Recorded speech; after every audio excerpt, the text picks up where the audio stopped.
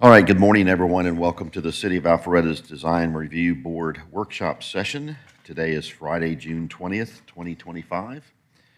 At this time, I'll turn the meeting over to Mr. Schroeder to walk us through our applications that we'll be hearing beginning at our public hearing at 9 o'clock this morning. So, Brett, all yours. Good morning. To start, the first one we're going to do, as soon as Joel gets us switched over, it's on theirs. Okay, we're going to they're going to be applying to replace this Hypes and Belle Isle sign on that building in the same location with this sign.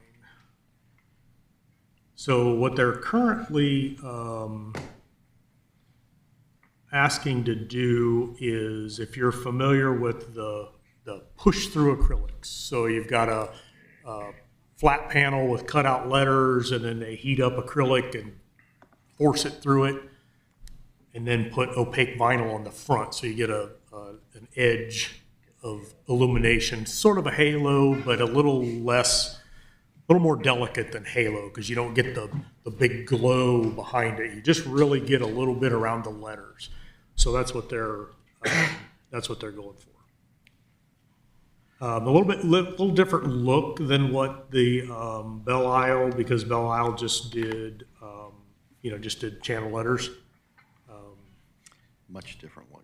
I don't know. It's 6-1, half a dozen the other. What I don't like about this particular sign is I don't really like that it covered over the arch soldier course window, or those aren't soldiers. Those are, yeah. It's soldier when they stand up. Yeah, over the soldier course there, and I don't like. You try to do the best you can, but in this case, when you put white in front of it, you're always going to see that raceway, no matter what you do. So when you go to something like this, that's all hidden. Now you're going to see just the plate and stuff. Also, to try to do something similar to what they did before, there's a whole lot more holes got to go in the brick because of all the letters. There'd be a substantial amount more. Brett, if you'll go back to the photograph a minute for me, please. Here's one of the challenges I see is you see the brick corbels? Yep. So right above the P and the E and the I and the S. Mm-hmm. So those bricks start to step out.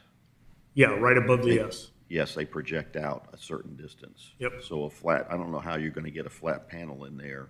It should fit right there. Must. Do you have a picture with the sign? I think he did send me one yesterday. Let me look at that.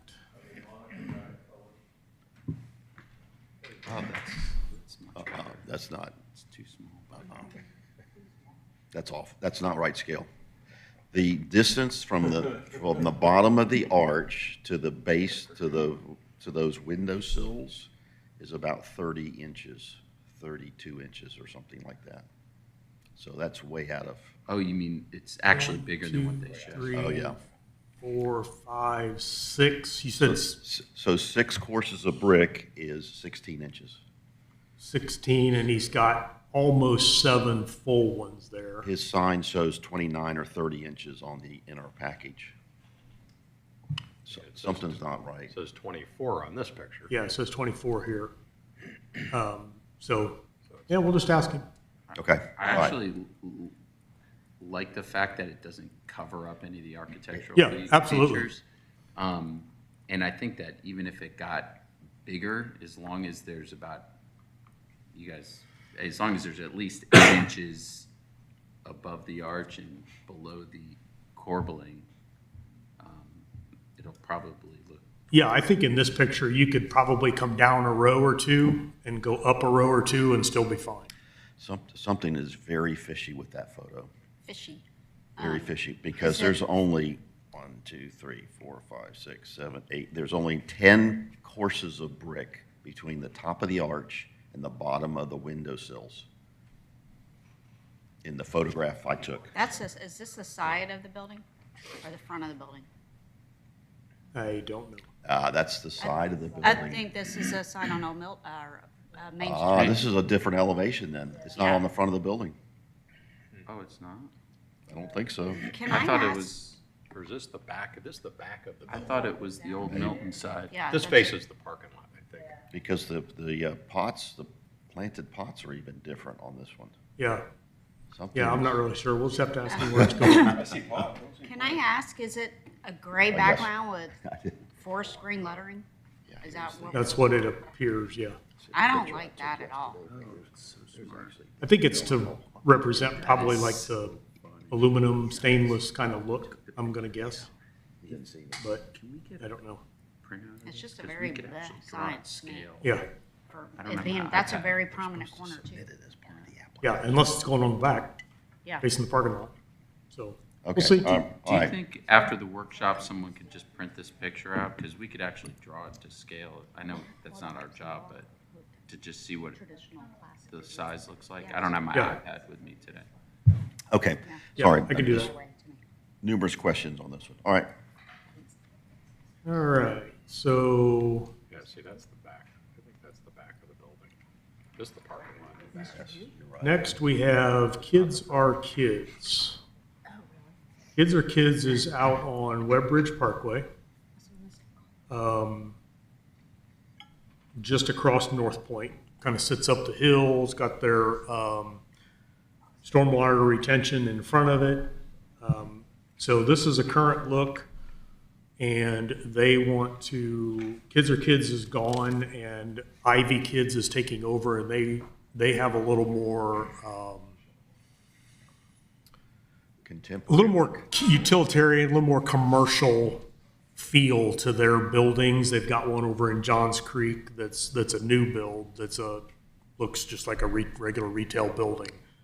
So they want to get rid of as much of the residential feel as they can on this building. So they're going to, struggling here a little bit this morning. They want to go to this.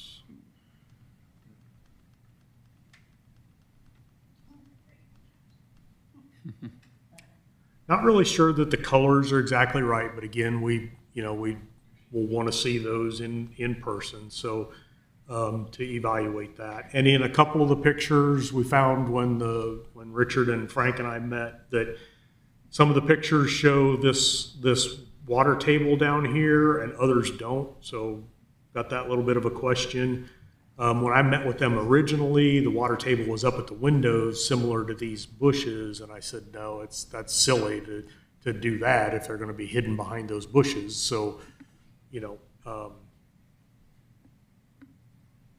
they may have lowered it, it may have gone away, we'll see. But you can see where they've squared off all the gables, and then added their signage to it, and done the painting. And that, what is it, portico, is that what you call that thing? Yes, Is it, did it come out further? no, it's coming out same Same. distance, yep, Okay, same distance. So this down here, the footprint down here is the same, it just is gonna look different. They're gonna get rid of the walls and make it more of which I think is a little more inviting. well, I think that's also a safety thing too. I mean, a little kid could be right behind those walls and you wouldn't see him. Right, They just be between the columns now. Yeah. And dart out between columns. And as you mentioned, we also figured out that light color, they have it labeled as nearly brown. If you look up nearly brown, it's much darker. yeah. Near, because it's nearly It's brown, nearly brown. and it's also a Not nearly repose what- facade. The name gives it away. So again, color samples are gonna be key in this, so.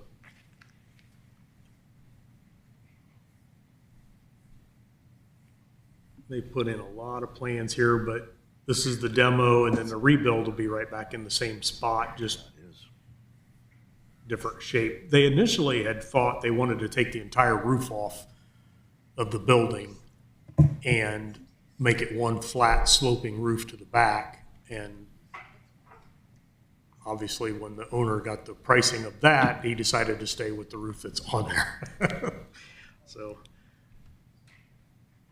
But you said they are re-shingling, right? They are re-shingling the roof, and With the- that may be done. I told them they could go ahead and do that. With the same shingle. Yeah, because they had some leaks and stuff that they wanted to get working on and stuff. So I told them, yeah, that's fine. If you've got issues that need to be addressed like that, go ahead and reshingle it and go. So I'm not sure where that is in current status, but they were going to go back with the same color that was on it. So Brett, what's staff's stance on if they reskin that building, replacement of the landscaping?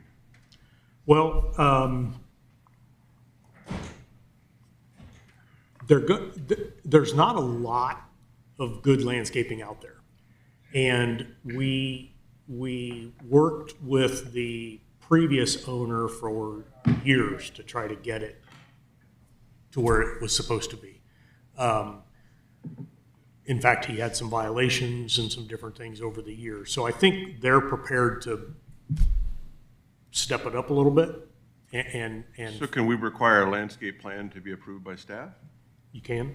Because a lot of times we just say anything damaged or destroyed should be replaced, but if it's, I would add that and potential, because I think there's some that they could probably use. I don't know. if they're generally replacing the skin or, They're gonna, I mean, Yeah, they're going to have to get behind a lot of that, and it might just be easier to require a new take it landscape. out, put it back in, and then it's going to be a little more to scale too, because they're grown up to the bottoms of the windows now, and I'm going to guess if you.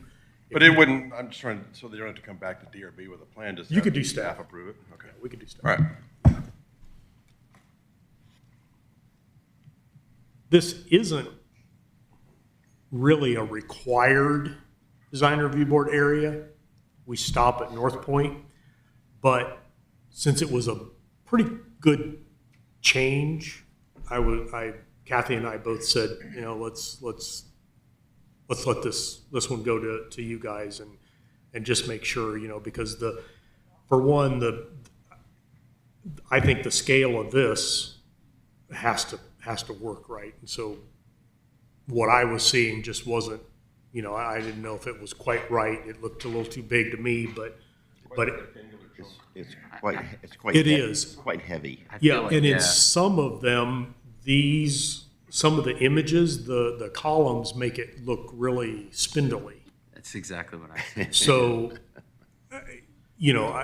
I'm just not it's just a visual thing for me, but y'all are the professionals, so. I mean, I think I don't mind the style of it or anything. I just feel like the thing that really stands out to me is that entryway is just so heavy and the columns are so thin. I think there's an obvious reason why it's that big. For the sign. So, that's, but, I mean, they can't get that much width or don't need that much width to make the big sign proportionate. So if it were narrower, would that help or hurt? No, Maybe if there's even a border around the sign or something, just to give it a framed area, so that it looks like it's more of a sign and not a billboard. I mean, the sign looks so, how big are those letters? They look like they're 3 feet, 4 feet tall. yeah, I would guess they're at least 3. Yeah. It's going to be big. Now, remember, it's not going to be internally illuminated, so it's not going to stand out quite like what it would have in the past. It really would have looked like a billboard, with white letters illuminated. So, but I think if you potentially did another shape, Maybe an inlay. smaller in that I'm just thing, maybe that would help. Or it also, they don't have any. There's really no detail here, but they've got some detail here, and then again nothing up here. So I don't know. Can they, I mean, would they be opposed to reducing the height of the entryway cornice and making the sign a little smaller? Or maybe you make the cornice at the top of that a little bit Thicker. larger. I don't know. It's just so heavy. It's very, especially with, I think with this, I mean, maybe, I mean, don't, I think the rest of the architecture and stuff looks pretty appealing, you know, but I guess we'll just hear what why they think it should look like that. why they think it should look like that, it's just their brand is more commercial than residential I'm feel. sure there's a story. Yeah, Everybody's probably. got a story. And it may be that the Johns Creek one is their first, I'm not really sure. And so they were trying to make this building colors and resemble the other one so that there was some, you know, a little bit of a brand building kind of thing. As you notice I believe they're also taking this off. So that's gonna help a little bit of the residential feel of it.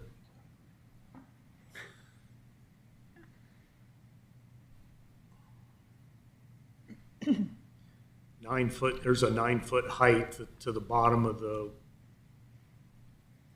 fascia on the front there. So yeah, that appears, if this is 9 feet, that appears that this is probably 6 or 7. Yeah. Yeah.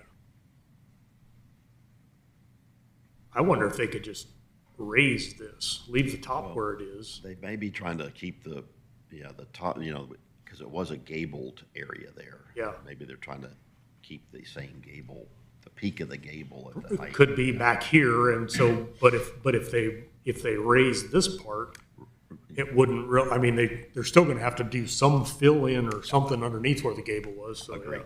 agree. Yeah, I mean, to your point of it looking like a billboard, I think part of it is just a big flat panel all the way around, Yes. right? If bigger cornice or frame or some other trim or something. Now, I feel like if you look at the proportion of the height of the building to the roof line, this is almost like 2/3 of the entire height, and it's just. and I think this image really shows that. Yes, But in this one, I like the black letters. I agree. Okay. I like the black letters better than the white letters. Proportion of that. And just, yeah. Thank you. Oh, sure. Okay, wait. Okay. I've got 2, so. Okay, moving on.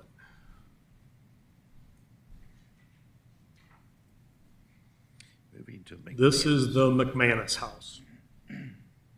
This property, there's a lot of work going on around Brady and Main Street and Maxwell right there. So it's a little bit hard to figure out. In fact, for a good little bit, I thought it was the front house that's white, that's had some commercial uses in it and some residential uses, but it's actually the one behind. That most recently, I believe, had a deck company in it. Maybe Deck South might have been there last, maybe, I think. So if you can think about the intersection, Main Street is page up. The old Comcast building, which the building's still there, but it's not a Comcast retail spot anymore, is right over here. McDonald's would be across the way. Who would be? Yes, not McDonald's. North Fulton? North Fulton Pharmacy, compounding. It's not even North Fulton Compounding No, it's anymore. not. It's somebody else. Right. Yeah. Boy, that just dated me there, didn't it? That's Mr. Devon's old hangout. Free Wi-Fi. Yeah. Okay. So this is the current structure, and she is changing it up and doing a very nice house that she's going to live in. So you got the proposed garage towards the back, redoing the structure, and then her garden house, which will be, that's really the front and center is the garden house. That's everybody at this intersection up here at Main Street is going to see the garden house. That's really what you're going to see. It sits a little bit elevated, and so you'll see that. Actually, it may be hard to see it from Main Street because there's a bend. It Come off of Main Street, you got to make almost a 90-degree. Yeah, but depending on how they realign the new intersection, because the new intersection is gonna There's gonna not be where it was, it's gonna be more over here. I thought they already realigned it. They may have, They but it's, already have. but it's not the angle of Maxwell anymore. It's, No, it's it's already not. turned and, Yes, it's more of a 90-degree Yeah. intersection. Yeah, so that work's been, DOT's done that work now. okay.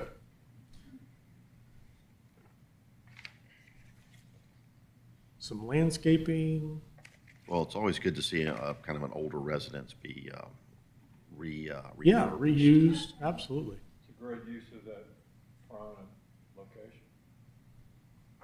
I agree.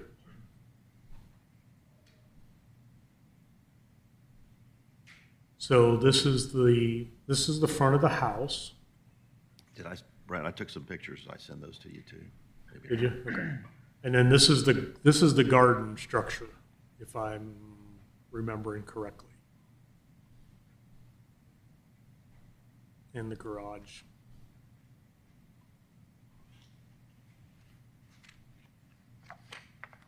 Maybe I didn't. Nope, I didn't send it. That's only one. Maybe I'll send it. No. I thought I did, but I'll.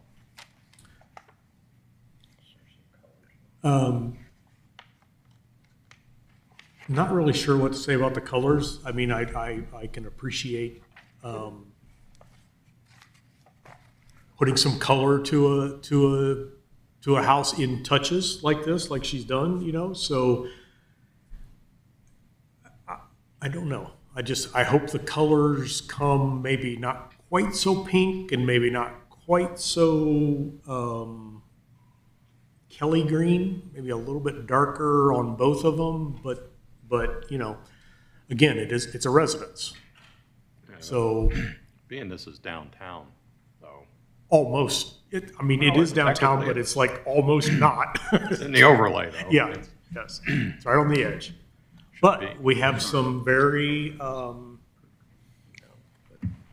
we have some other expressive, you know, things in downtown, you know, we have, Ceviche. we have Ceviche, we have the new house on beside Red's, Michelle Sedgwick's house. So the main exterior is that dark gray, black, Main exterior is the dark gray. the green's the trim, like it's a The window trim. window trim, exterior window The Alba sashes. white is the trim. Let me try to, forgot my mouse. Oh, no, this it's just the morning, so- sashes Or are, extra white. the sashes Yeah, are green. Yeah, just the sashes. That's a very, It's like- I mean, very small amount of it. What color is the, do we know what color the roof is? The metal roof? Oh, okay, wait, is it a metal roof or is it a? The shingle? metal, it's a metal roof right now, but it's rusted in places, Oh, so. okay. Is it being replaced with a shingled roof? It's the house Am I on? Extra white, stamp, Oh, metal right there. roof just says metal, so we'll have to get that. Yeah, I We'll agree. get that. I would, Well, they're doing something with Oh, no, they're keeping it. I would sort of hope that it's that gray, not galvanized, but a more gray, It's Like a matte galvanized. finish. yeah. Yeah. Although it looks like some of those may have been replaced, but yeah, it's in, I mean, it looks like it's gonna be a new roof, so unless it's in good enough shape, she's just gonna have it painted. I don't really know. Well, it doesn't look in good shape. no, I today. wouldn't, I'd be replacing. I would guess she's gonna Yeah, replace I it. don't think that's. Is it even standing seam? Yes, It is standing seam currently? Okay. it's not a commercial standing seam, but it is It's a ribbed. it's a ribbed, yeah. Yeah, yeah. Richard, don't you have some socks that are these type? Yeah, well, it said Argyle and it made me think of your Okay. Argyle socks. Moving on. We're gonna go to, up on North Main Street to the shipping post. And, so the architect and the owner and I have worked on this quite a bit. We've had a lot of conversations and I think it came to a really good resolution. This is the picture currently. You can see there's already an existing deck out here. The architect found an old image from years ago that this house actually had this front porch on it, had a roofed porch on it. And so they are going back to that, adding the porch back in, and then this is going to be like your a working area. So the owner wants people to be able to see him in there conducting business and things like that. So this will be a conditioned space on this front porch with all glass. So one of the things that the downtown consultant and I both had the same comments, and in fact, the architect said, oh, absolutely, was that keep all the mullions hid. We don't want to have this nice front porch and railing detail and then messed up with a bunch of gridded windows or storefront glass and things like that. So behind the columns, behind the rail and things is where they will hide the storefront system. Clear glass. And clear glass. We want to make sure that it's clear glass. He does want clear glass. He wants people to be able to see him in there. I also said, you know, with that being said, we also don't want to see stock and, you know, boxes stacked and different things like that. And his intent would be, if you look at the side elevation, is really this is his work area, is back here. This will just be visible through. So he intends on opening all of these openings on this exterior wall fully up to the inside. So it'll be a fully opened inside structure. So you won't look through here and see windows and a door in here. It'll be open. Does this addition pretty much match the original covered porch? Exactly. They're yes, Great. same size. So the objective is, it looks like a porch. Yes. Done. Like Yes. the original. Looks like a porch. Which is where, you know, I said, you know, look, we can't have a porch column and then 6 inches over here, because it worked out that way, have a post for a glass panel. It's just not gonna, it's gonna completely take that away. So, Yeah, Are do- they gonna I like set that. the glass back from the Ye- railing? yes, there's a detail here. Oh, there it is.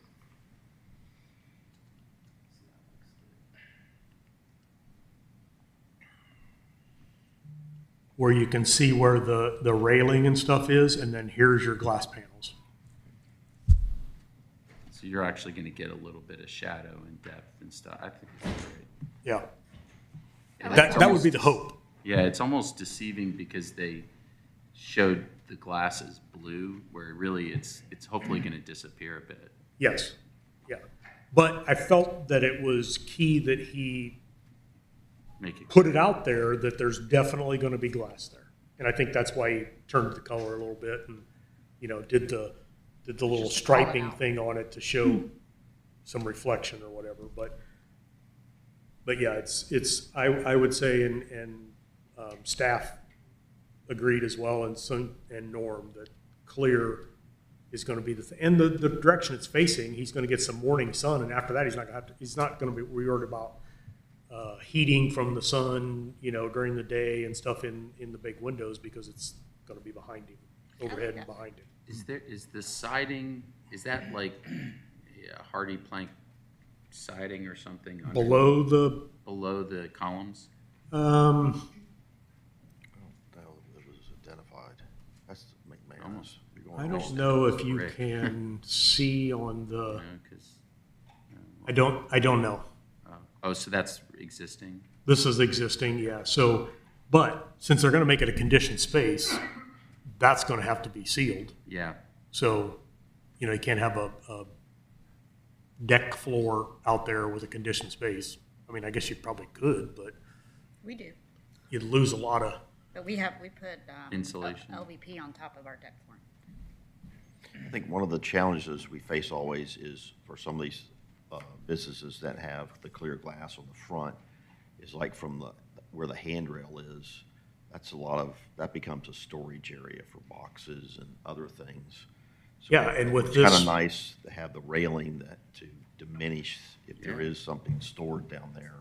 I agree, but I'm hoping with all the conversations I had with him that that's not the case at all either. You'll have some plants.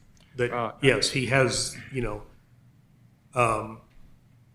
his intent's the place that you can walk down, get a bunch of copies made, have that kind of stuff. So, I said, if utilize that front area and, that's where your folks are gonna wait on you or, whatever, sit and hang out for a minute while you're doing their copies or boxing up their stuff or whatever. So I'm hoping, we're Well, I hoping. think we should put in a condition that no visible storage. Well, but Through those. it's inside the building, so we're gonna have to, how do we, It- can we it- Yes, enforce, can you enforce that's a that? tough, that's a tough because it is technically inside the building. However, I think that if we put it out there that's the look, the desire, and put it in a condition, then, I mean, we've conditioned things based on lighting inside buildings, and Yeah. then it shows out. I mean, the whole point is, what does it look like from the outside? Yep. Right? Right, I You know, agree. and I mean, because it's set back and you kind of want the glass to almost go away, would it make sense in this case to do like a gray, like light gray tint or something on the glass versus totally clear? Or if that's a concern? Or, I guess it doesn't make a difference. At night, you're going to see everything. Yeah. I mean, if you were to do that, and maybe it works that's from rail height down. Well, they do show in their section, they do have a railing there, a horizontal railing about 30 inches or something there. Yeah, so, that's if you did the bottom, and actually if you tinted the bottom, it might make the railing stand out a little bit more against a darker background than a clear glass. Okay, And then that would help with a little bit of the, what's down here kind of thing. that gives it a base too. Yeah. So, okay, But that's not necessarily my suggestion, because staff would like clear glass. Okay. We think that's important. I don't think, I honestly, with the railing and stuff, I don't think it's may going to dim- be that big of a it may deal. diminish. I think it's going to diminish it. Okay. And he does have a sign here. It's not the direction that it'll be, but it's a better picture of the design of the sign. So I left I think there's this one in there. Yeah, there's a round area, planting area that the sign is in.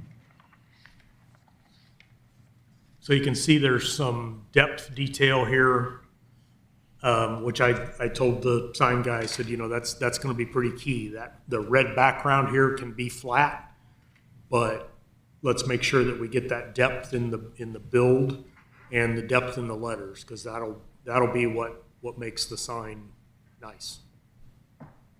And then ground illumination, if he does any, which I think leads even more to the residential feel of it.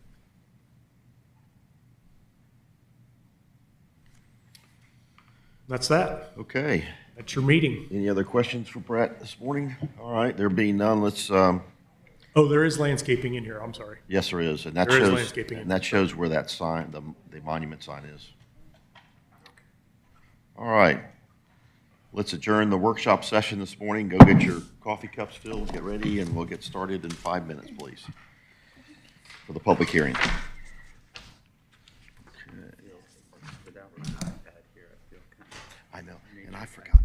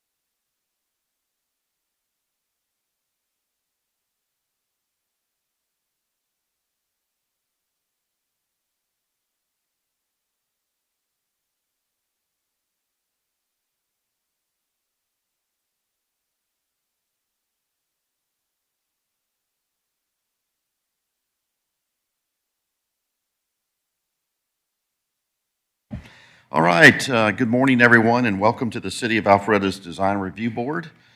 Today is June 20th, 2025, and let's get our public hearing started this morning. So the first order of business is roll call. Everybody's all present and or accounted for, so thank you for being here this morning.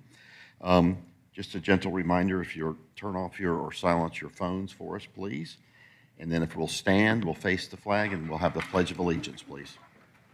I pledge allegiance to the flag of the United States of America and to the republic for which it stands, one nation, under God, indivisible, with liberty and justice for all.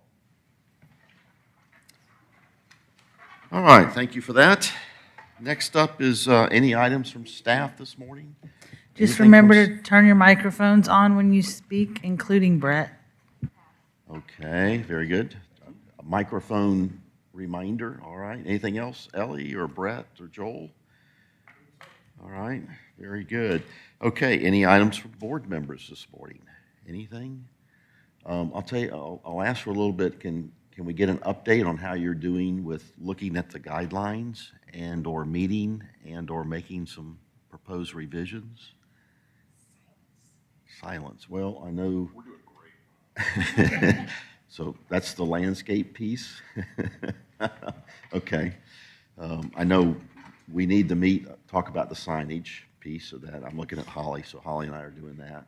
I do know that Frank and Eric and I have talked about the architectural guidelines, so we'll be talking about that again this afternoon as well, or after this meeting. So. Are we supposed to get some stuff from you? Well, yes. I'm looking at Brett now. So, yeah, there's a number of other documents that do impact the guidelines or have some things to say about it. I put that list together. I sent it to Brett, and then he was going to confirm with staff and the folks. Oh, I to stepped make on toes now? Sure that, so. Fail. What have you been doing? So that's in the works. It's in the works, although really that'd be for us to update those. You guys won't be responsible to update all of those. It was just that's going to be sort of, Well, I'll tell you what I'll do. I'll go ahead and the documents that I came up with, the list and or the documents. I think we have copies of most of those, don't we? should have. Well, Sure we your list, I went through your list. Right. Went through the city website, found everything on your list, Okay. and downloaded it. So Okay, all right. Well, So- then let's do this. This is what Send I'll it to do. Brett so it doesn't look bad. Could you send it to me and then So- I'll send it to you guys? No. There's some documents that are no longer, on that list that are no longer applicable, right? Like the, That's kind of what I want to confirm. Yeah, So let's do this. that's what I need to get with, I don't know. with I mean, Kathy. all of those documents are still on the city's website, though. That's Yeah. one of the things that I think we need to do as part of this exercise, and I took a stab at writing something, although I'm sure it needs a lot of work, is how does all this fit together, right? There's a lot of documents on the city's website. You know, there's several documents for North Point, there's several documents for downtown. And, you know, if you're an applicant, what do all these mean to you, right? It would be good for us to explain that Yes. in the general guidelines as to how these fit together. So I think that's something we're going to need your help on, Yeah. right? Because some of them are actual guideline documents, and then there's others that I think are just reference documents, like LCI studies and Yes. things like that, right? So- Yep. Well, this is, so Frank created a Google Docs, and you put those other documents in that. So let me do this. Let me share that with all the board members, Okay. including Brett, so that we have access to all those documents kind of in one location, so to speak. Not just looking through the website, but in that Google Docs. And then we can kind of go from there. Yeah. Because some of those don't, they just either reference or they have or they mention things that we also cover in our guidelines. So Right. Try to, so, Right. okay. And I'll mention that on that Google Docs is a Word version of the general guideline document that we have started making suggested edits in. So I'd ask you to leave that alone and recognize that if you look at it, it's not the current version of the guidelines document. It's one that's it's in the process of being edited. Okay. Suggested edits. Suggested, yeah, it's all suggested edits at this Right, point. okay. Okay, all right. Okay, Anything else from board members this morning? All right, there being none, next up is approval of our May 16th, 2025 Design Review Board meeting minutes. I assume everybody's had a chance to look at those. Ellie did a good job of capturing our notes and minutes from that meeting. Can I get a motion to approve the minutes, please? Mr. Chairman, I make a motion that we approve the meeting minutes of May 16th, 2025. In the motion? Second. Okay, we have a motion by Ms. Palmer, a second by Mr. Swing. Any questions or comments about the motion? There being none, I'll call for a vote. All in favor of approving the City of Alpharetta's Design Review Board meeting minutes from May 16th, 2025, please raise your hand. 1, 2, 3, 4, 5, 6, 7. All opposed? No opposition. Minutes are approved, 7-0. All right, thank you for that. Frank got the second. Okay, our first applicant this morning is M. Can I read the public hearing procedure? Oh, yes. Sorry. Yes, you may, Ellie. An individual requesting to be heard on a matter related to the purpose of the hearing must be recognized by the chair before addressing the board. Upon rising to speak, the speaker must identify himself or herself and furnish a home or business address before proceeding with any comments or remarks. The board will allow the proponents a total of 10 minutes to speak in support of an application. Opponents will be allowed 10 minutes to speak in opposition. Comments are first accepted from the applicant, followed by persons speaking in favor, and then from those in opposition. Upon conclusion of any opposing comments or presentations, the chair will allow the applicant to offer rebuttal if any time is remaining in the original allotted 10 minutes. And the chair has the right to allow extra time if needed. Thank you. Thank you, Ellie, for that. Sure. Okay, our first applicant this morning is MPT LLP, located at 178 South Main Street. Are you here this morning? No. All right, the applicant is a no-show. All right, very good. Next up then is Ivy Kids, 3455 Webb Bridge Road. Are you here? Yes. All right, come on up, please. Or come on down, please.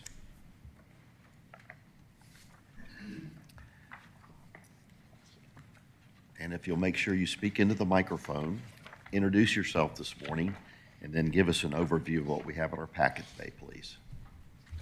Good morning, everyone. My name is Alpharetta. I'm representing United Kids, and I'm here for the closed down kids that are taking property. Oh, sorry. Sorry. All right. Perfect. Restart. My name is Sagar Pinjwani. Good morning, everyone. I'm representing Ivy Kids this morning, and I'm here for the property located on 3455 Webb Bridge Road. It used to be a Kids Are Kids facility, and we are under contract to buy that property and convert it into an Ivy Kids Early Learning Center. I do have a few pictures and other details that I would like to share with you guys, if you allow. Okay, please do. Yes, thank you.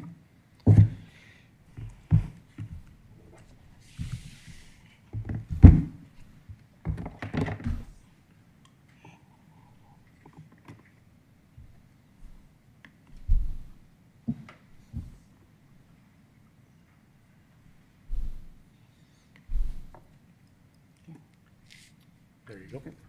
Perfect. All right. This is the building as it stands right now.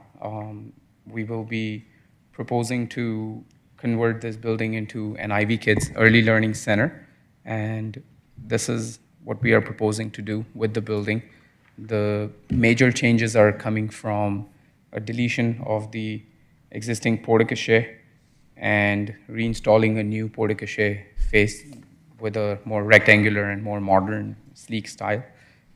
Deletion of the two triangular facades in the front, which make it more like a residential building, and converting those into more rectangular-looking facades with stucco. And then, again, repainting the brick and everything else in typical Ivy Kids colors. For reference, we do have our first school that is located in Johns Creek, right on Medlock Bridge Road. This is what that school looks like. Again, because this is an existing building, we are going to be picking up the elements of design from this school and bringing that here into this building to make it look more sleek and modern. An additional change that is happening is we're going to get rid of these window blinds and residential style windows, and we'll change them into single pane commercial style windows that you see in the design here. That's about it from a design change standpoint. No other changes are anticipated. If there's any questions, I'd be happy to answer. Yes, do you have any color samples that you Yes. brought with you today? Why don't you pass those around to us and give us a minute to look at that, and then I'm gonna have you kind of walk through from maybe, Yeah. show us where those different colors Sure. are and what you're doing to each portion of the building. Yes.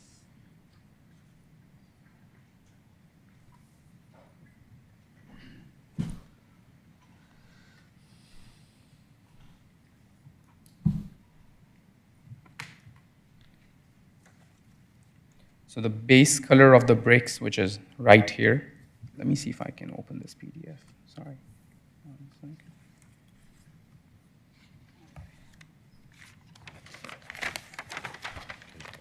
Maybe, you know what, when he says those colors, maybe Holly, you can hold it up for us if he's doing it. So the base color on the bricks is called Sherwin-Williams Nearly Brown, which is going to be on the bricks and on the columns. Wait, show that, all right, that's, Holly's holding it up, so that's the nearly brown color. Nearly brown. This is, Near, okay. this is the brick. Yeah, this So is it the looks brick. much darker than what the rendering is showing. With light, the color looks very light. So this color matches exactly what this picture looks like here on Madlock Bridge Road. You're saying what Holly is holding up, that Nearly brown, is, yes. where's the nearly brown on this building? This brick color. Oh, that's the brick color? That's a brick color, yes. So you painted that brick? It's not painted, but we matched an exact tone. Okay. So this brick was not painted, but we matched an exact tone. We had like the big book from Sherwin-Williams with all these paint colors. Okay. We took it out there in sunlight and matched the tone exactly as the current brick looks like. Okay. Sure looks a little darker than, anyway, that's just my perspective. And All right, so then that's the nearly brown, so the lighter, you're painting the existing brick, the nearly brown. Yes. Okay. And then the other color I see is the Sherwin-Williams, looks like otter. otter, which is the brown, dark brown shade on the stucco, just for an accent so that the building doesn't look too monotonous across the board. Let me see that a second. Let me see that. Oh, sorry.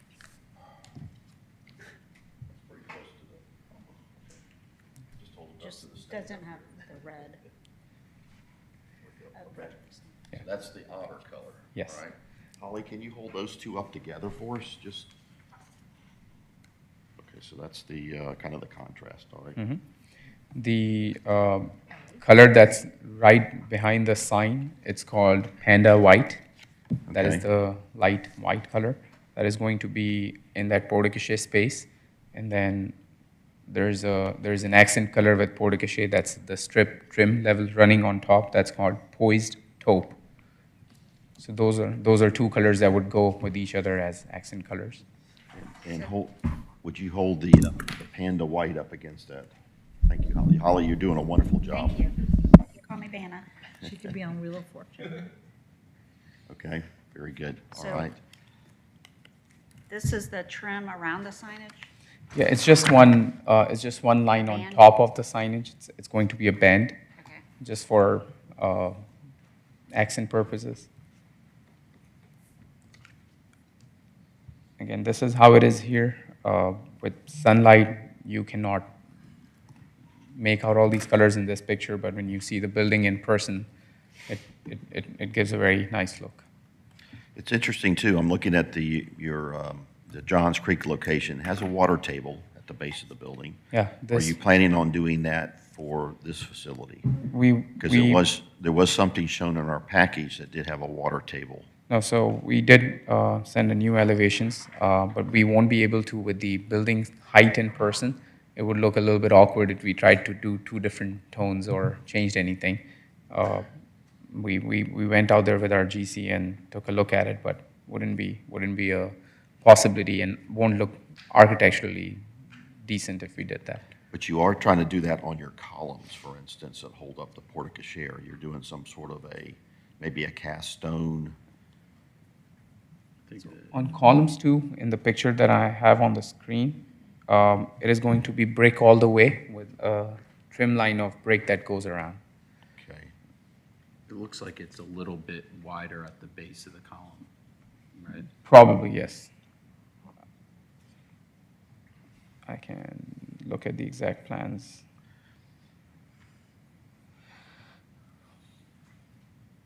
You're right, it's a little bit wider.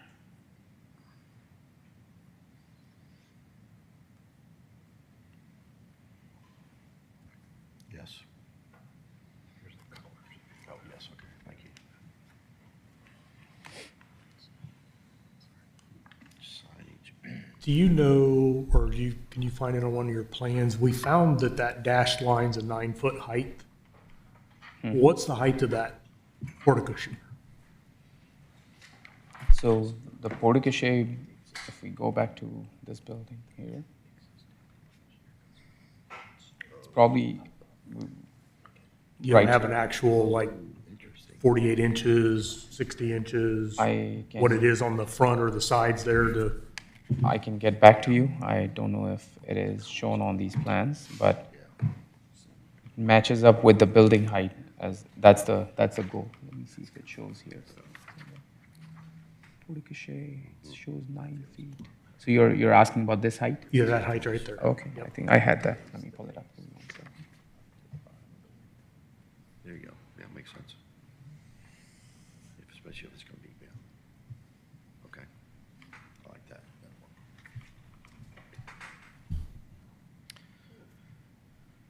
Okay, let's go, let's go back to the front elevation again. Yeah, give me one quick second. Yeah, that's- Okay, yeah.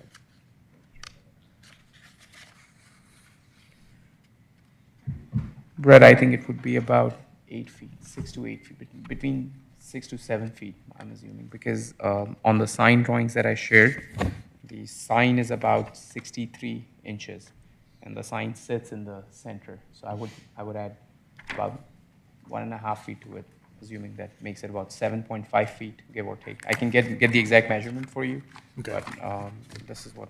That was one of the things that the board was wondering, is that those proportions right there, because you're only 9 foot underneath, and if you've got 7 foot up there, that's pretty much a 50-50 thing, and that's not really a good ratio. Would you be able to Yeah. shrink that down some, the height of that, to make it more proportionate? Yeah, definitely.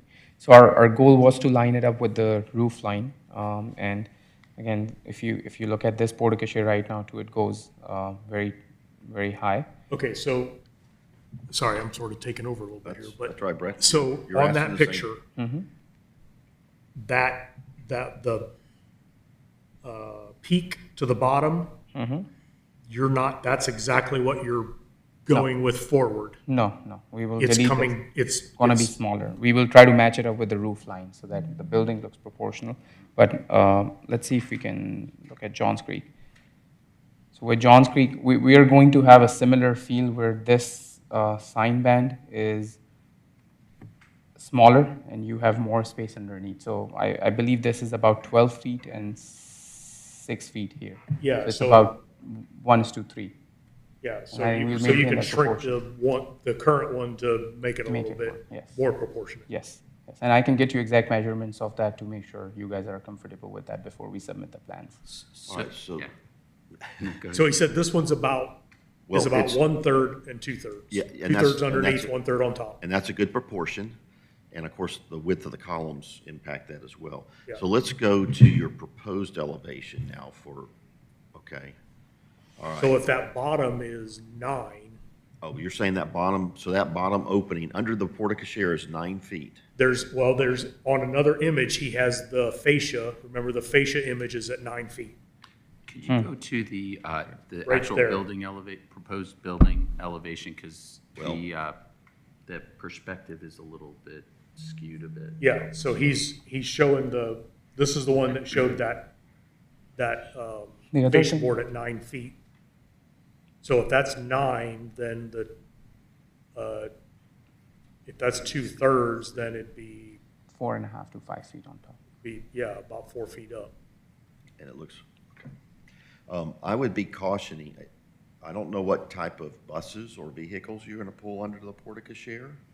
Because I know the existing porte-cochere is raised, correct? It's not, it's probably 10, 11, or 12 feet. I think it's closer to 12 or 13 feet. The existing drawing that your architect drew is actually not accurate. The gable is actually about 3 or 4 feet higher than it shows on that drawing. And there's clear story glass. If you look at the existing photo, Yeah, there's actually clear story glass. yeah, See how it goes about 3 or 4 feet above the roof yeah. line? So our proposed plan was to remove that glass and make it smaller, shrink it a little bit. If you look at the storefront here. Yeah, I think what they're saying is that they're not necessarily opposed to removing that glass underneath there, but when you bring that down, now you're not gonna be able to drive anything underneath it. So our And buses will be able to fit under that 9 feet porte-cochere. Our buses are not above 9 feet. Okay? Well, and if, so, which then makes the parapet about 4 feet tall. Not And it 7. looks like it's about 7 or 8 feet tall. That's a guesstimate that I'm giving based on the numbers I have. I don't have the exact measurements, but I'll get back to Brett with exact measurements and proportion, and we'll work with whatever you guys propose and Yeah, I think update the 1/3, 2/3 is a Yeah. good proportion, Yeah. so that we're looking at that. And I'll get you the exact measurements for Johns Creek as well, on what Johns Creek is, right? Okay, yeah. One other comment that I had, this is kind of minor, but, you know, the columns look really skinny. One thing that I think would help it a lot is if you brought the column base up to the bottom of the window line. You're talking about the piers. The piers. The pier part of the column. Okay. I think that would help the proportion. Can you go to the elevation again? This one? No, I'm sorry, the proposed building elevation, the one. architectural drawing. Okay, let me see if I can get you the front view. Yeah, please, there you go. Yes. Okay, so you're saying match this thing up with the window level? I think so, yeah. Okay, yeah, It- then that's doable. It's just a minor thing, but I think it'll help the proportions. And Brett, what you were explaining was that the height of the porte-cochere will drop to about 4 feet? Is that what you're saying? That's what, I mean, the total, yeah, based on what, what we're thinking is the other one is a 2/3, 1/3 ratio. And y'all like that if we're sure that that's gonna be 9 feet at the bottom, then we're gonna want only 4 up. So, yeah, I can work on that. In any case, we did not want the porte-cochere to go above the roof line so that the building looks Yeah, so it'll be actually a little lower, bit lower than that. yeah, yes. than that, yep. But And you're taking the peak off as well, correct? this, That. I thought there was an elevation where you showed that squared off. that's just the existing roof going back. Yeah. Oh, okay. So where? Never mind. Where do we end up on the height of So- of that? Saying that's 4 to 5 feet? I So think, if it's 9 feet, if the column heights are 9 feet, say, Yeah. then the parapet, which we're calling the parapet of the porte-cochere, should be half of that, should be like 4.5 feet tall. But I would that's not say- how it's shown. Not right now. That's what we're kind of saying. Because the sign dimensions, the sign says it's 63 3/4 inches. Yeah, and that's where he was going, that Yeah. he agrees, that's off. It's not, Okay, yeah. it's not Because if right. that, okay. I think 4 feet maximum for that I found this jacket. I instantly threw it in my car. is probably proportionally makes sense, 4 feet max. That was turned on. Yeah. And I also think, I do like the fact that you've got the cornice articulation on the top and bottom too, which helps break it up a little bit too. Yeah, that wasn't shown in our original package, I don't think. No. I don't remember seeing that. No, it just shows it pretty flat.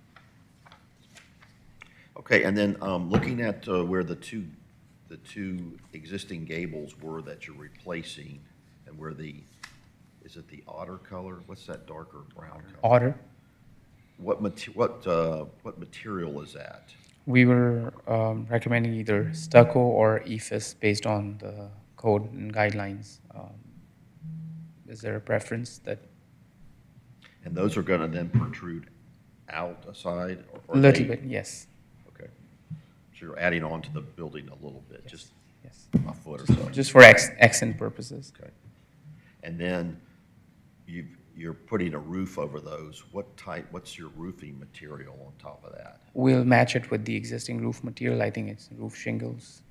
I would have to highly recommend you don't do shingles at that low a slope, Okay. because you'll get water coming up underneath it. Okay. So, yeah, Maybe that's very- metal roof above that portion Yes, would be better. Okay. yeah. Give me 1 second.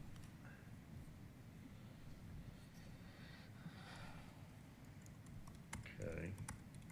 All right, anything else on the elevations? Well, I'll tell you what, why don't we've really looked at the front elevation. Let's just spin us around on all other three sides, if you will. Okay. Or other three elevations, just to make sure we've got everything covered.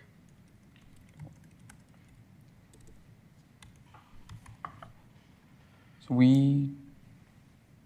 I have the drawings of what the other elevations would look like.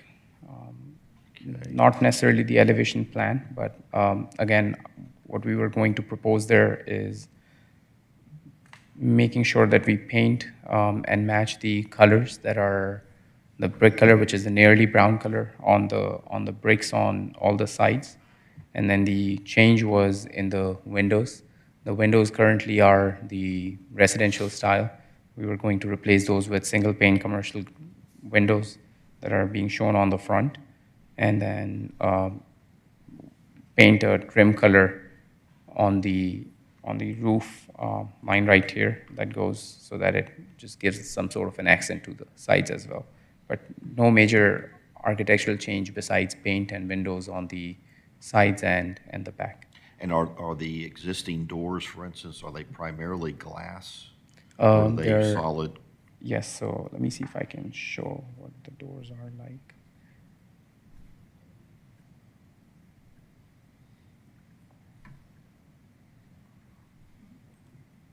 I believe you can see it right here. They're the metal framing and then just Okay. single pane glass.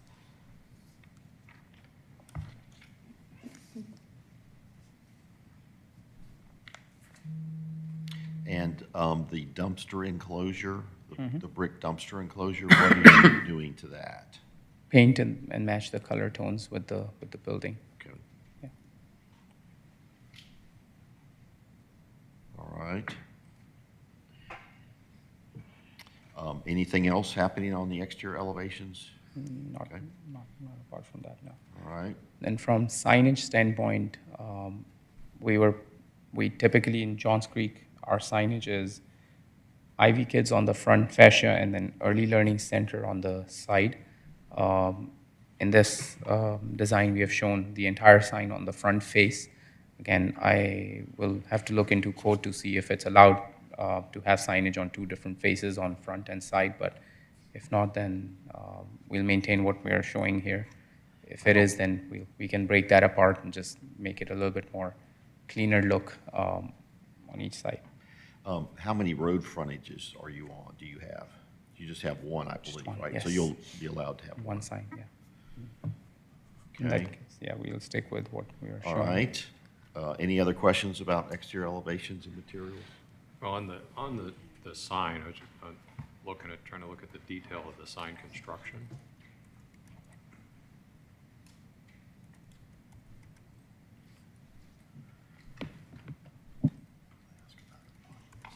Can you describe the sign construction? It looks like it's a panel. I can't tell what the letters are.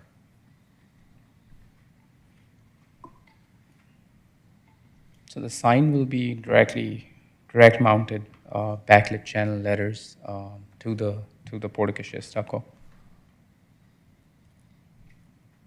And then I think it's individually powered letters. So that's showing an individual letter Yeah, in that mounting detail. yeah.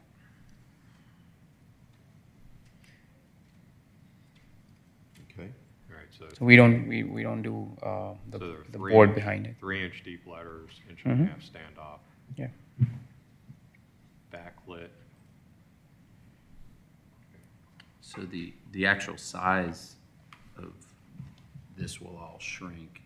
Yes, if So we, your early learning center letters might be only like 8 or 9 inches, but Mhm. 3 inches deep, so Yeah, that might be tough be, yeah. to install. Okay. so in that case, what we will do is, right now, what I tried doing was making sure everything was lined up, but to keep early learning center a little bit bigger, we'll have to shrink Ivy Kids sign at that point, make that a little bit smaller, and then early learning center will be underneath it with Ivy Kids being centered rather than matching up on both the sides. We'll work with the new space and redesign a sign drawing and share it with Brett for your review. All right. Speaking about signs, how about do you have an existing monument sign? We don't. No. There's not one on the property right now. Are we allowed one? Yes, you are. Okay. I mean, That- are you considering putting one in then? We haven't talked about it yet, but I'm assuming if we wanted to, we would have to go through a design review board Yes. meeting once more. Okay. Very good. Yeah. All right. You've got option A on, what's up on the screen now? Is there an option B or? No, that was our sign company sharing options with me with the Okay. like the channels that are mounted on a raceway, which don't look too good on commercial properties. And then my only comment on this is the existing landscape around the building is going to take a pretty heavy hit when all of this takes place. Mhm. So I think, are you all prepared to replace landscaping? Yes, so one thing which Brett had mentioned on the call earlier is once we paint everything, this will all be replaced. If there's a need for anything additional, we will work with the city when we submit our plans to see what needs to be done. Do we need to condition that, Brett? Probably should, just to work with staff on. I think a condition, yeah, to work with staff on Okay. the upgrading the landscaping. Thanks. I guess you just have one flagpole right now?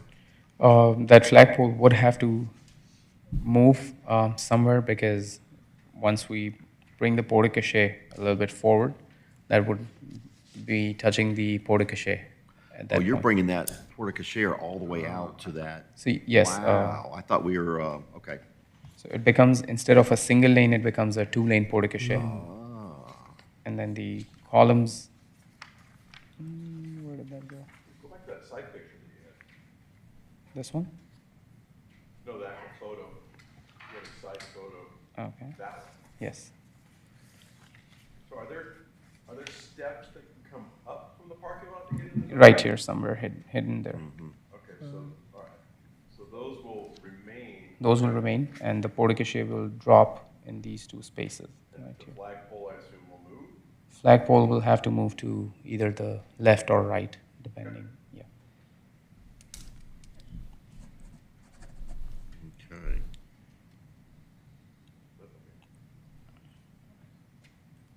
All right. Okay. So, yeah, some of that I landscape. do have a question. With respect to the height of the porte cochere, Brett, are there any requirements related to emergency vehicles and things like that? Because it looks like they're now going to be covering the entire drive-up. That'll be a fire marshal thing when they review Okay. their plans. I'm not really sure. Get a fire- Hopefully they don't have to drive a fire truck under there, or, well, I mean, probably not. Okay. They wouldn't get a fire truck that close. We- to the yeah, building they if it was wouldn't. on fire. Yeah. wouldn't want the fire truck that close anyway, but the ambulance I was thinking potentially. emergency Yeah. vehicles, Yeah, like an if there's ambulance. ambulance or. But that, the fire marshal reviews that when they do their plan review, which they haven't gone through yet, so. So if, in doing that, will the traffic pattern then adjust since you're bringing the porte-cochere all the way out to the? So no, because Okay. currently the traffic pattern is the same, like cars, when they come in, they stack right underneath the porte-cochere and Okay. outside the porte-cochere. And if it's raining, then half of your parents are getting wet and the other half are not. So we're just standing there to make sure that everybody has the canopy to drop off their kids. Okay, very good. Yeah, and then it's only one-way traffic underneath here, and we will do the signage on the ground afterwards. So will the proposed location of those columns sit at the back of the existing curb at the top there? Yes. You might want to look at drainage and how drainage still works in that area. It looks like there's a little bit of a slope there, and then maybe the columns would provide kind of an obstacle Okay. at the curb line. So I think that it might create a drainage situation. So I'd be sure to look at that.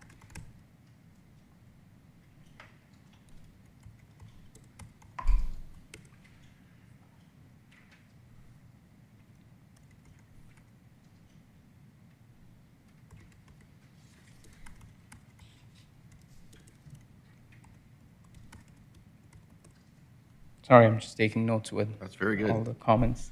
Or One just of I'll us. just tell AI to do the notes for you. Oh, yeah. I didn't start my Um, read AI. Go back to the existing photo, if you will. Just one question I noticed. Okay. So in the gabled area, the gable right there, yes. Mm-hmm. It looks like there's a louver up there. Is that a functioning louver for maybe attic ventilation or something? Not that we have seen. There's nothing in the Okay, attic well, there. that's just so, yeah, just it's for just for, I think aesthetics, it's a okay. design element. Just wanted to make sure you weren't Yeah. clogging up something or taking away something that's necessary for ventilation. Okay. All right, any other questions for the applicant? I guess my only wish would be that the nearly brown was a little bit less nearly brown. Less brown. Not nearly brown. Not nearly, yeah. Not as nearly brown. We just can to take that lighten it into up. account, yeah. But Because I think in that, there's some good contrast in that. yeah. So I'm not sure if any one of you have gotten a chance to look at the Johns Creek School in person or have driven by, but we tried with the Sherwin-Williams paint match book to match the colors exactly with what it looks like right now. And I can understand that, and now here's my thought is, Yeah. it looks like the mortar color may be a lighter mortar color with this brick. So Okay. overall, it then lightens up Lightens up, that okay. whole field because it's, mm. so it may match, maybe the nearly brown matches the brick color, Brick color. but it doesn't, and the mortar just really Okay. lightens We it up. we are open to making it lighter. I'd like to see it lighter, but that's. Okay, yeah. And I like the way you've done on your Johns Creek Mm-hmm. location, where you've done those awnings over the windows too. You've got some metal awnings. But I don't think you have the space. Yeah, in this building existing is, facility, you don't have the height to do that. yeah, it's a tiny building, fortunately. Mm-hmm. Our first proposal to Brett was to remove the roof and raise the height, but our contractor showed me the truth and how much it would cost, and I was like, that would kill the project. Okay. Yeah, that's my only. for thought reference, was I to think- lighten the nearly brown up, but Yeah. I'm just one of 7 people up here, so. Yeah. For reference, you guys were asking about the bus height. The bus Yes. height, if you see in reference here, is probably lower than the entry door. The door is about 6 to 7 feet. So the bus will fit under porte-cochere as we are proposing it. I hope so. Just make sure it does. I'll make sure of that too. Test it You out don't, before you don't want to, Yeah. Okay, before we work on some motions for this application, is there any public comment about this applicant? Any public comment? All right, no public comment. All right, does somebody want to craft a motion or two, please? Can I disconnect?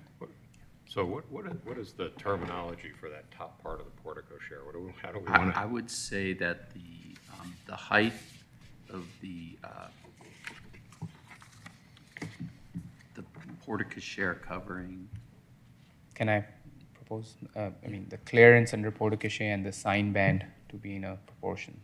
well, I think one of the things that we want to include in this motion is that the height of the portico covering will not exceed 4 feet from top to bottom. So the overall, So rather than restricting it at 4 feet, can we proportion it so that it doesn't look too skinny then versus? I think that it's What if even it's- 2/3, 1/3, I think is Well, if even. it's, so if he moves it up, say, 10 feet for clearance purposes, then we want it I still think 2/3. I think 5 feet's too big, but, 5 over for 15 feet. I That's think so. 1/3, 2/3 Yeah, portion. I still think it's too much, but if you guys, I'm fine with that. In theory, the 1/3, 2/3 works. I'm just trying, Yeah. because if he has to make some adjustments and it gets taller and then all of a sudden we're keeping that at 4 feet, for instance. then I it just may think look- that it's a very linear building. And from a proportions perspective, I still think that 2/3, 1/3 is a little too much, but, you know, if everyone feels that it's acceptable, I could buy into it. It's going to be better than what it. Oh, yeah, for what sure. it's showing now, so. For sure. So, Okay. All right, Mr. Chairman, regarding DRB 250023 Ivy Kids, motion to approve elevation of materials and the building sign with the following conditions. Regarding the portico share, applicant will increase the height of the column bases to the bottom of the window height.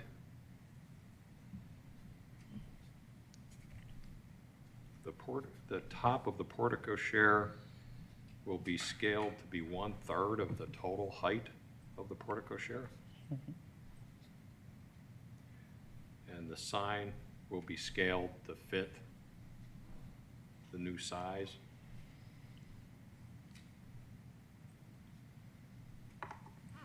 Applicant will use a black metal roof on the flatter roof sections versus shingles. Applicant will work with staff on a lighter paint shade than the nearly brown for the body of the building. And lastly, applicant will work with staff to upgrade landscaping into motion. Okay, a motion by Mr. Schwing, a second by Mr. Corkle. Any comments or questions about the motion? So you covered is the landscaping adequate, Brett, for them to work with you on Yeah, I think so. whatever gets damaged or, I don't know if somebody wants to make a friendly amendment to change the beginning, because we only talked about elevations and materials in your start. And then you added the signage and landscaping. Well, I did say elevation materials and sign. Okay. So I did include the Okay. sign, but you're right, I Yeah. did not Okay. mention landscaping when I started the motion. well, but It's in the motion. it's in the motion, It's- so I yeah. think it's, So I think it's fine. I just want to make sure that everybody heard that the landscaping is in there as It is well. part of it, yeah. all right. And I'm just thinking to make sure we covered everything that we talked about. That was all I had, so anybody Okay. got anything else that, I think that was everything, because you got the We talked the about increase of the height sharing. of the bases, you got the proportions for the Right. facade of the portico share, you got the lighten up the nearly brown Yes, okay. and the landscape. and the metal roof. Metal roofs for the flatter roof sections. Oh, metal on the flat, missed that one. do you want to specify the color for that to match? I said black. Black, he said black, yeah. Black, Okay. All right, there being no further questions, I'll call for a vote. All in favor of the motion, please raise your hand. 1, 2, 3, 4, 5, 6, 7. All opposed, no opposition. Motion passes 7-0. All right. Thank you for your time this morning. I appreciate it. Thank you so much. All right. Next up is McManus at 350 Brady Place. You're here. Come on down. Come on up. Thank you, guys. Thank you. Thank you. All right. Good morning. Yeah. Just make sure you have enough bedrooms that, we can come over and stay, at the nice little You're welcome. place in town there. yeah. Welcome anytime.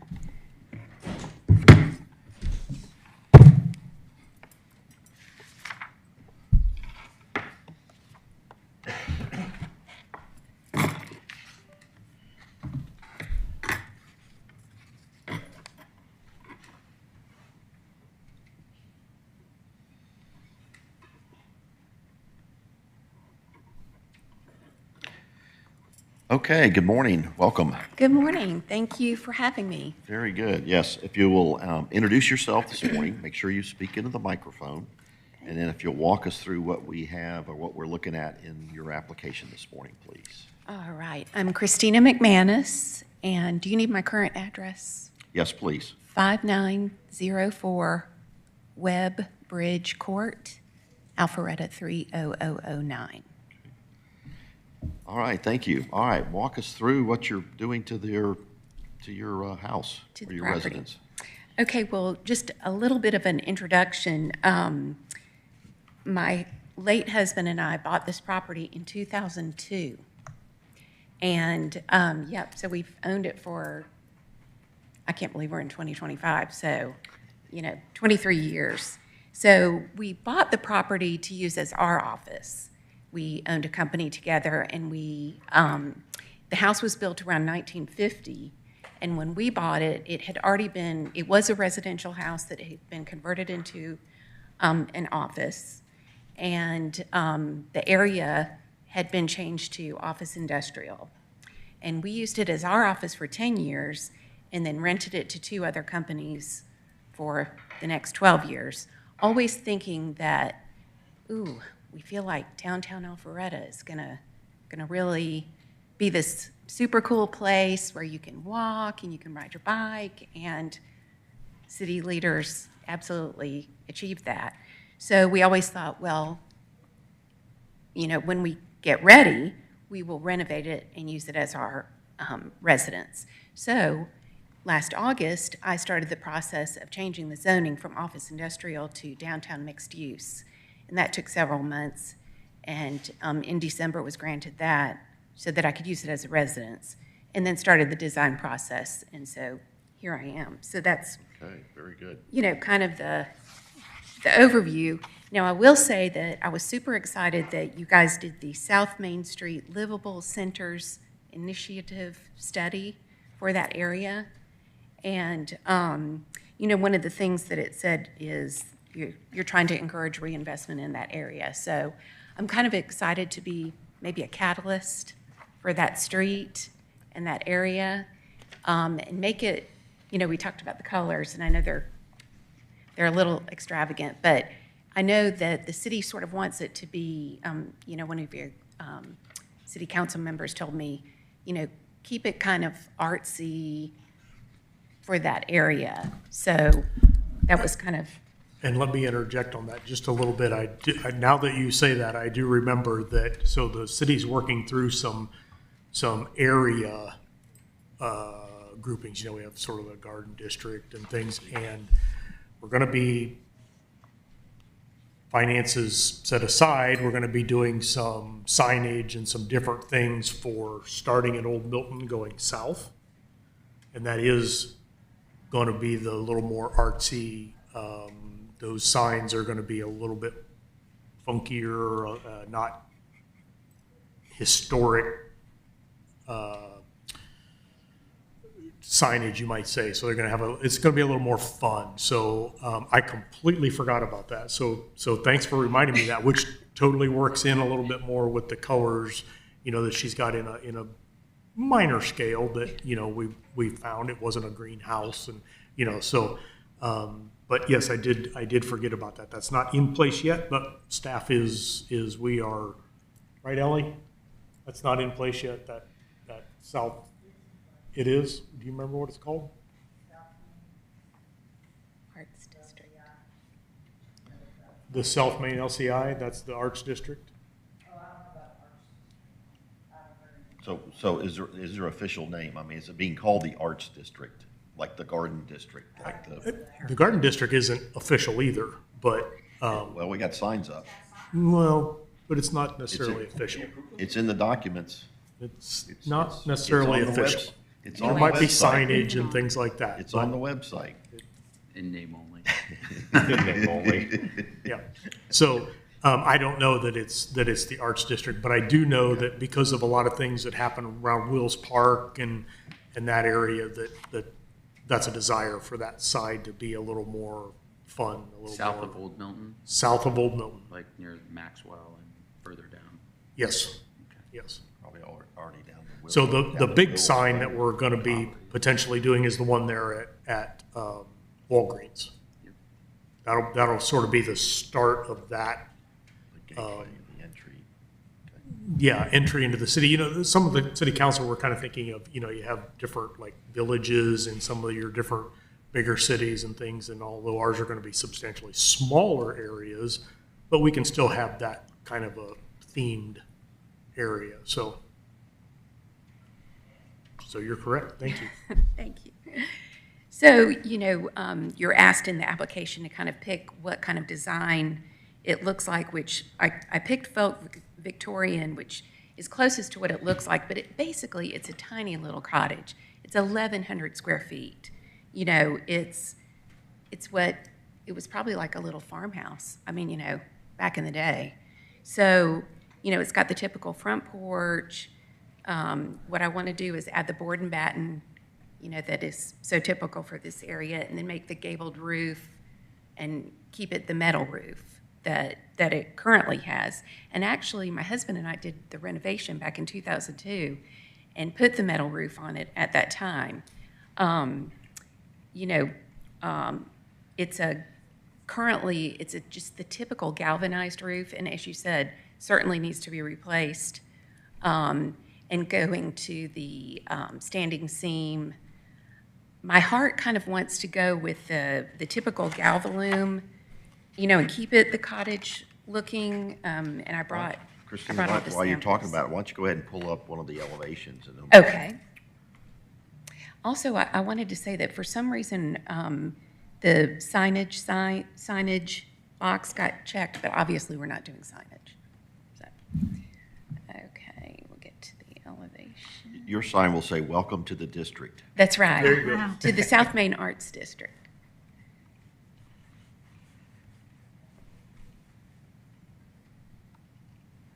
Okay, so I guess that's, There we go. there we go. So, I'm not exactly sure where you want me to start. You know, basically. While we're here, why don't you just start, walk us through what you're doing to the exterior elevations, and if you have any color samples with you. I know do. there were some in our packet, but I if you do. got those I color have all samples, kinds just of maybe hold those up or pass those around or whatever, that'd be fine. Thank you. Yeah, just start with the front elevation and kind of tell us what you're. Okay, so back to the roof, you know, obviously elevating it to the standing seam over what it has now. And you'll see there that I've kind of circled the typical silver Galvalume roof. To me, would look more like a cottage. You know, again, it's 1,100 square feet. It's so tiny. And then moving to the windows. My original application says true divided light windows, but since then, I've had a deep dive education into windows, and I would like to use simulated divided light, PVC windows, just to get the most bang for your buck, highest elevated looking window with the least amount of maintenance. So with that said, the reason that when I submitted the application, I added the green for the sash, number one, to have a little more charm in this little cottage, but also because did you want to say something? I lived in Alpharetta for 25 years, and then we lived in the Charleston area. And in Charleston, they do the trim with a different color, just to add more charm. Well, in my deep dive of these windows, if I do PVC, they say that you really cannot do a dark color on the PVC because of expansion. Yes. Won't stick, yeah. So I'm withdrawing the green color for the sash, and it'll just all be white. So the Argyle will not appear anywhere. Argyle will not appear. I do have my heart set on the pink door, just because that's kind of my personality, and I think it will add some charm. You know, you've got the sort of cottage contemporary look of the dark gray with all the white trim, and then I just think a pink door would just be a pop of color that would add to the charm, especially since we're taking the green away. But if you absolutely hate the pink, I could probably have the green door. I thought I brought some Lily Pulitzer colors into Thank you. That was kind of what I was going for because, you know, my aesthetic is sort of black and white with pops of color. So that's what I was going for. Since the house is 1,100 square feet, and again, only I'm going to be living there, but I thought, well, how can I sort of make this a compound of charm? And one of the things that the city said when I changed the zoning from office industrial to downtown mixed use was that they wanted me to have a garage, a freestanding garage, which I think is great. I would love to have a garage. So that's why the garage is centered right or placed where it is. But then I was thinking, oh, wow, it would be so great to have some screened in, also livable space. And came up with this garden house idea that will be in the back. Again, it's very, very small. There is an existing existing fence that was put there by the fence company that was one of the people that we rented to. So it will be, you know, shielded by the fence, but it will go above the fence. But it just gives more livable space for the property. Why don't you, can you move to your site plan, just so we can get oriented Yes. where all the different structures are located then?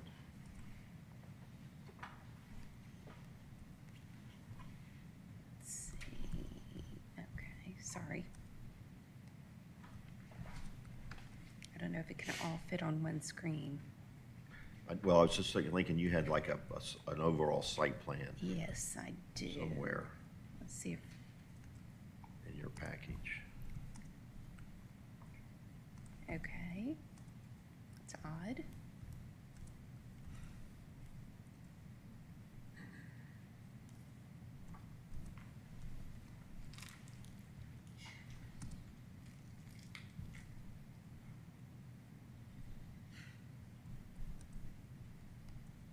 Yes, here we go.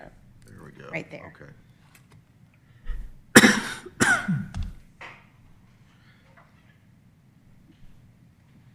Okay, so the garden, what you're calling the garden house, I guess. Right, is right here. Right, And okay. it's kind of attached to the house. If you see this, this is the kitchen here, and you walk out to a covered walkway that this is kind of an open covered area, and then you walk into the garden house right there, which will have a fireplace. Okay. And then your garage is kind of, Right. right, Garage and that's also connected with, with this covered properties. walkway, Okay. exactly. is that because the zoning only, you can only have one structure on the property, so to speak, and they all have to be connected? Well, that's what I was thinking, that they all need to be connected, but I wanted them to all be connected.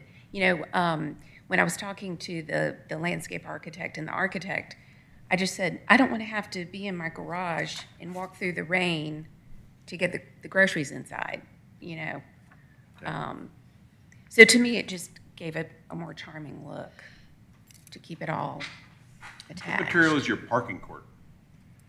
I'm sorry? What material is your parking court? You know, when I lived in the Charleston area, I really like permeable material, but from what I understand, that in Alpharetta you prefer concrete? No? What do you want it to be? Well, in Charleston, we had the, what is Cobbles? it? Pervious pavers? Well, we used kind of the pebbles, rock. I'm drawing a blank. Like loose stone or? Yes, Okay. yes. The only problem with that in speaking to the landscape architect is the property is a little bit sloped down to Brady Place. Yeah. And so if you have a lot of the stones and it's not, completely level, except for we are going to have to do a little bit of grading to put that garage right there.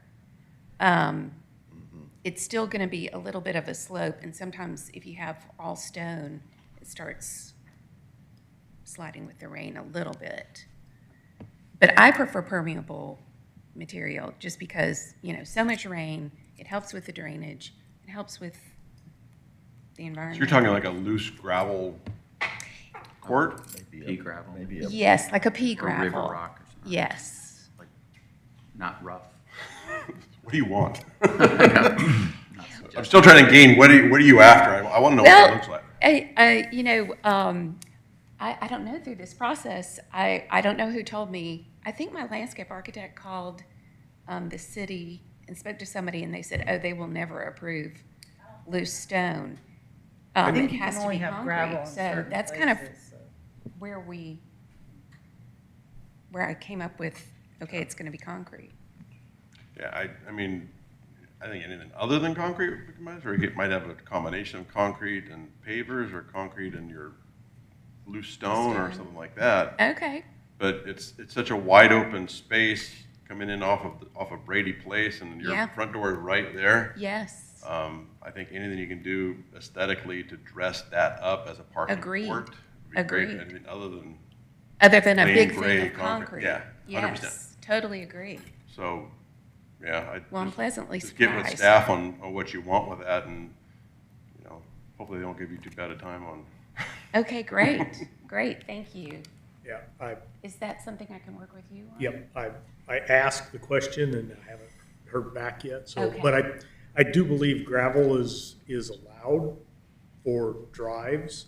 I'm not sure that it would be allowed for parking, but your parking is in your garage anyway, so, staff's a. You may have to contain it with some hard Yes. edge Yes, to Yeah, we keep that all definitely wouldn't in. want it going gravel to the street. exactly, Maybe it's exactly. cobble on the outside, it's that hard edge. Right. So, anyway. I would Have some love kind of that. I banding. think that would add a lot. keep it in Again, we're place.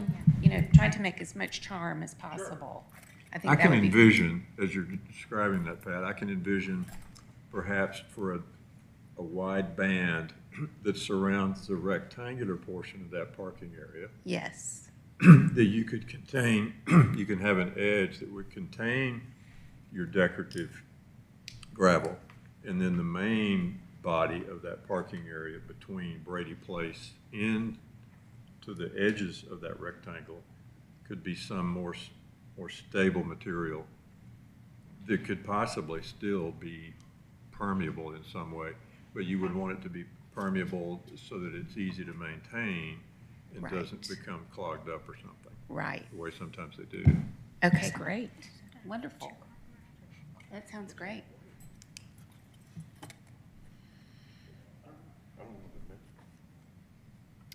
Okay, while we're on the site plan, or kind of looking at the site plan, any other site plan questions? I just realized, I guess, because I take Maxwell Road a lot to and from work, and that the garage will probably be the prominent feature that everybody sees first coming from South Main Street as you turn onto Maxwell Road and kind of head towards the mall or head towards that area. Okay? And Brady Place became very popular when they were doing the Maxwell Road. Yes. Redoing that intersection. Yes. Here, so. And I will tell you, for the 20-something years I've owned that property, cars cut through, they come from Highway 9 to Brady Place, and they cut through our parking lot because our parking lot is higher and they can see better Oh, yes. on Maxwell Road. It is a stream of cars. So when, obviously the garage is going to be there and we're going to change it, but one of the things that we did was to talk to the city engineer about, closing the Maxwell Road side of the property so that people can't cut through there. I mean, it's nonstop. Cars cut through there. So we usually try to park our cars, so they can't come through. Then they'll go around our car and bump over some of the landscaping and take a ride onto Maxwell Road. That is a really difficult, because we go to Japanese Auto, and that's a really, that turn is, I mean, it's It's- You need some blind. large boulders or something. Yeah, it's blind. It's really tough right yeah. there. Well, it's more than a 90-degree turn. It's like Yeah, it's like 135, it's whatever a that. acute turn. Yes. Exactly, and it's Maybe low. some of those spikes that come up that, Yeah, it's real low. Bollards. And so you kind of say a prayer before you take a right or a left. Are there any retaining walls or anything on site? I'm sorry? Any retaining walls planned? No, the landscape architect says none are needed. Okay. Is that a single car garage? It's a two-car garage. Okay. But not like a tandem, Right. it's the regular two car, okay. Mm-hmm. And then it has that little bump out, just to add a little charm. Is that, does that garden house, is that an actual working fireplace, like the chimney? Yes. Oh, Mhm. cool. Mm-hmm. That'd be a fun little Watch some she shed. football back there. Yeah. That's where I would be. That's why Brett's gonna come over and hang Okay. out. Yeah, all right. Everybody's careful. invited. that's where you're gonna see me. Be careful what you say. She's, I She said think it. she's a joint person, not You're all an Ohio invited. person. Okay, well, while we're on this drawing too, walk us through the landscaping that you've done Okay. for the property. Okay. Basically, obviously we have to, we had an arborist do the analysis of all the trees. There's that ginormous tree that's right there on Maxwell Road that will obviously stay. But, the goal was to, it's just a loud area, because you've got Brady Place and you've got Maxwell Road. And so her idea was to put in as much, hedges and area to soften the sound and for privacy. So, my aesthetic is lots of different shades of green and only some white. So she's got, boxwoods, holly fern, Duke's Garden Yew. I do love crepe myrtles, so she has the pink crepe myrtles, limelight hydrangeas, just trying to keep it very soft and subtle and cottage looking. Okay. Are you planning to irrigate or install irrigation? I was going to take her recommendation, so I'm trying to keep it as simple as possible since I'm only going to be the one handling everything. But if she recommends irrigation, then Okay.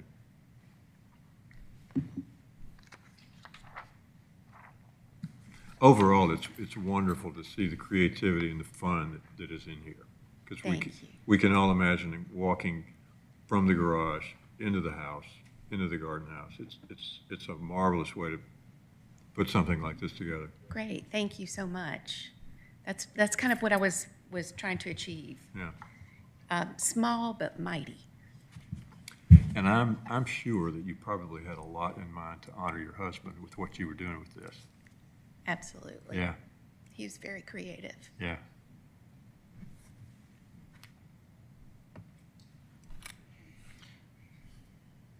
So you're, just curious, when you get mail delivered, it will be on Brady? It's Brady. Brady The Place. address is 350 Brady. And especially since we're just keeping the Brady Place entrance, Maxwell will go away. Okay, because, yeah, there is a Maxwell entrance, or was, or, Yeah, that's how they cut through.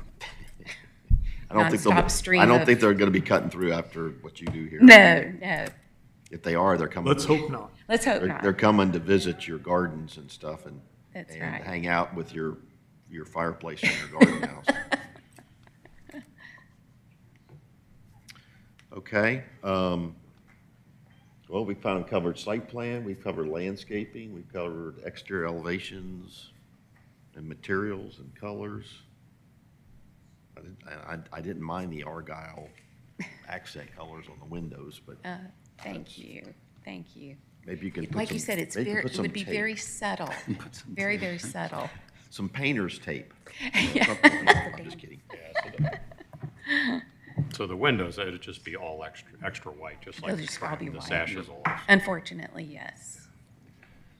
So that was the only change to the elevation materials we discussed today, right? From what Correct. you had presented. Okay, before we have any motions made on this application, is there any public comment about this application this morning? Any public comment? No public comment, okay. Well, I think it's always great to see kind of I won't say a rundown building, just a well-used building being refurbished, redone. like It's this. Great being job. brought back up to its former It's glory. glory. Yes. Thank you. I think so too. New glory. That's a Super good way to excited. say that. Very good. And I got a new definition, compound of charm. Yes. I heard that term this morning, so. Thank you. All right, Mr. Chairman, regarding DRB 250021, 350 Brady Place, motion to approve the site plan as presented in the motion. Second. Okay, a motion by Mr. Swing. I'm going to give Mr. Rowan the second. I heard him Yeah. first, I think, only because you're closer to me Yes. at this point. So Eric gets the tie. Eric comes in with Mr. Rowan comes in with the second. All right, any comments or questions about the motion? There being none, I'll call for a vote. All in favor of the motion, please raise your hand. 1, 2, 3, 4, 5, 6, 7. All opposed, no opposition, so motion passes 7-0. All right, Mr. Okay. Chairman, regarding the same applicant, motion to approve the elevation of materials as presented with the clarification that the Argyle color that was shown in the original package will not be used. The sashes will be Sherwin-Williams extra white. And a motion. Second. Okay, motion by Mr. Swing, a second by Ms. Palmer. Any comments or questions about the motion? There being none, I'll call for a vote. All in favor of the motion, please raise your hand. 1, 2, 3, 4, 5, 6, 7. All opposed, no opposition, motion passes 7-0. Okay, And Frank, you're on Mr. a Chairman, roll. regarding same applicant, motion to approve the landscaping as presented with the following condition. The applicant will work with staff on a permeable driveway material. And a motion? Second. Okay, motion by Mr. Swing, a second by Ms. Sprayberry. Any, I got one comment to that, is this anything other than plain gray concrete? Amen. Yeah. Unless that's what she's required. Aesthetic Okay. of it being important. okay, well, do you want to offer a friendly amendment or? On the record now. Okay, That is I got it. gray concrete permeable? I said other than. Don't worry about it. We'll be done. Just kind of, if they give you any problem, I'll get an explanation later. throw some, Thank you so throw much. that in Thank that you. concrete Thank color. you. Do we vote on that? We did not vote on that last one. Didn't vote We yet. didn't vote. Okay. We need a vote. We haven't voted. I know, Oh. we're discussing how to color concrete over here, so Oh, there's a way to do that. there is. There is? So, yes, you have to do it while it's still wet, though. stain it. Argyle, you can stain it Argyle. And there are also ways that you can score that concrete Yes. with control joints Okay, to they talked create about that too. interesting patterns in there. Yeah, and I might add also that if you, for maintenance reasons, if you decide to go to a concrete, there's really good things that you could do with stamped concrete to get like a Yes. brick ashlar or, stone look. I love that, yes. Great. Okay. I'm sure you, Ms. Pope, can put your heads together and figure out the kind of forms that you'd like that to appear to be. That sounds great. Something reflective of forms and shapes that you would find in a courtyard in Charleston. All right, we need a clarification. All right. My motion was for a permeable driveway material. Concrete's not permeable, right? Right. You can make it that, You can. but you gotta Who keep, you I just talking wanted to make sure the motion is consistent. Let's get this. you have to keep washing that permeable so it drains. How do you really feel, Mr. Corporal? Okay, we have all right. There being no further discussion, I'll call for a vote. All in favor of the motion, please raise your hand. 1, 2, 3, 4, 5, 6, 7. All opposed? No opposition. Motion passes 7-0. All right. Thank you for your time this morning.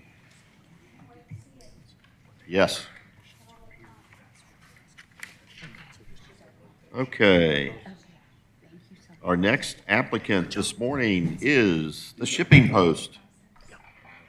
Come on down, please. I'll tell you what. No problem. While the Shipping Post is coming down and getting ready, we're going to take a 5-minute recess. 5-minute recess. Get the blood flowing, stand up, get your coffee cups refilled. I'm just making sure she doesn't get stuck with this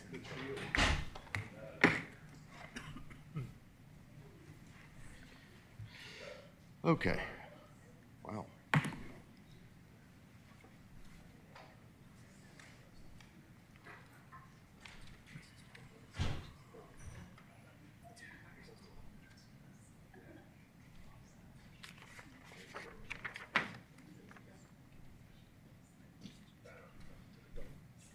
Okay, recess.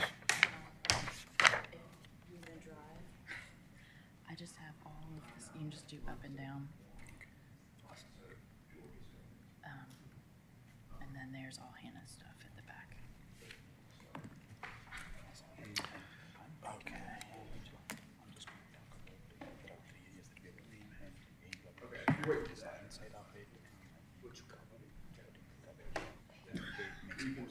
That's fine. Yeah, if you just wanna.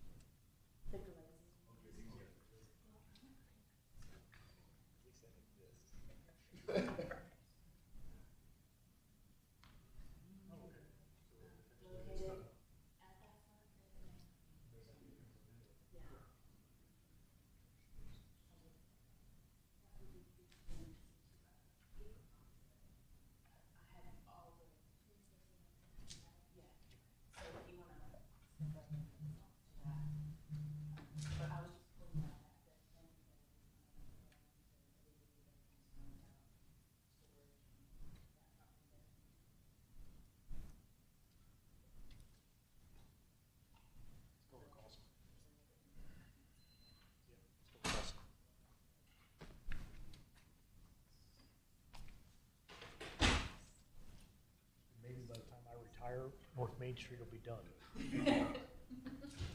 I don't know. I'd like to go in like 5 or 6 years.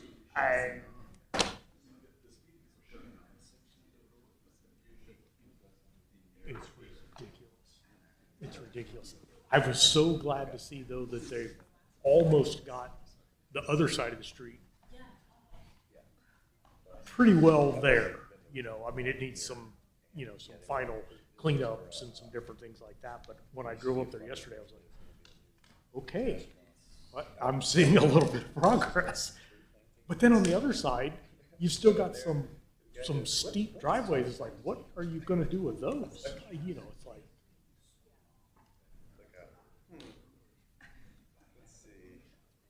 Yeah. Absolutely. I was like speechless. You're like out it for 3 days afterward. I think I might still. Oh, I know. Yeah. Yeah. Oh, yeah. Yeah.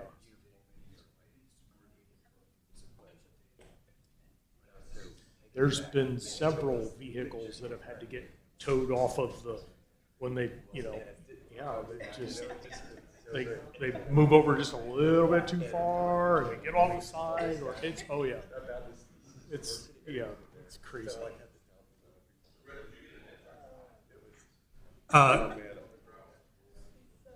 Gravel specifically would require a variance.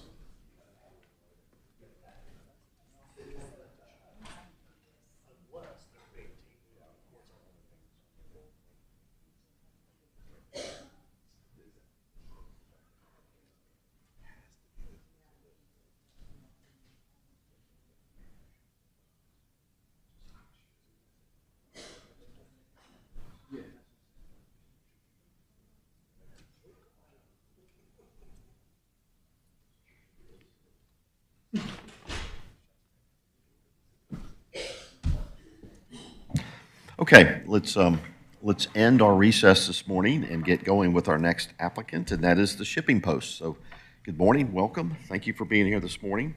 If you'll make sure you speak into the microphone, introduce yourselves, and then give us an overview of what's in your application this morning.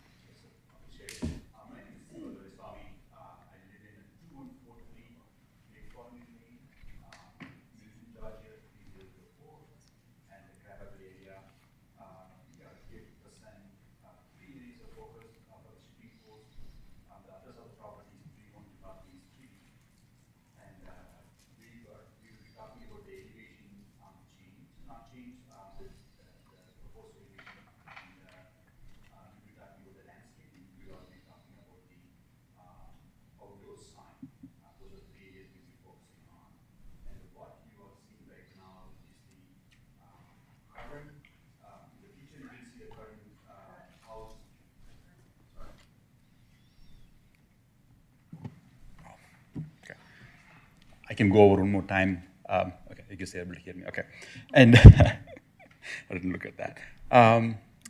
In the drawing, you can see that the current picture of the house, and we are trying to follow the existing process as much as possible, and we are trying to extend a little bit more. Angela is here from the architecture side. She will be covering that, and Hannah and Riley are here to talk about the landscaping. And I can also address this sign. So I'm just going to leave it to Angela to talk about it. Okay, thank you. Hello. My name's Angela Kalina, and I'm here representing the architectural design team. Okay, Angela. Good morning. All right, walk us through what you're doing to the existing building, please. So really, as was discussed in the earlier workshop, what we're doing is bringing back the front porch element as a design feature. That was has been since removed, so we'll just be replacing what was existing with that. Excuse me. The intent is to enclose that as a conditioned space, so it will appear as a porch element, but the storefront commercial paned glass will be inset from the railing to allow for that transparent feel, but allow for SIVA to conduct business and run that as a commercial space. We chose this home was most accurately represented by the Folk Victoria concept in the design guide. And really what we're trying to do is enhance that condition. So you'll see that there's subtle brackets at the porch post, an element of that dental mold that's going to go across that front fascia, and really bring that porch feel back to the front facade. Other than that, we are going to be adding some paint color to the brick just to freshen everything up. And then Hannah's got her landscaping ideas as well. But the transparent porch, being able to see the business as it's run from the street view, those were our main focus design elements here. Okay, very good. You mentioned some colors. Do you have some color samples with you? I do, and I. So why don't you, do you have a lot of those, or is that just There's- one? There's Okay. just one set. Why don't you do this? Why don't you maybe take the front elevation and hold up those colors, talk about where those colors are. The brick color will be the panda white. All right, so that's the brick, so that's the existing brick, Yes. okay? And And then- and the body of the existing structure or house is brick. It's correct? all brick. It's all brick. Yes. So that's. And the porch columns, brackets, moldings will be wood but painted. And so that will be just a subtle oyster bay, which is like a sagey, light sagey green. And then the accent will just be the entry door in the rustic red. Will the siding also be the same color as the brick? Yes, sir. Yes, we're going for that kind of monotone look with the pop of the front door, and you'll see later in the monument sign out front as well.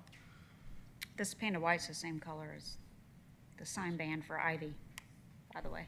It's the same name, right? Yeah, I mean, it's the same, same. yeah. Yeah, I believe they were the same paint colors.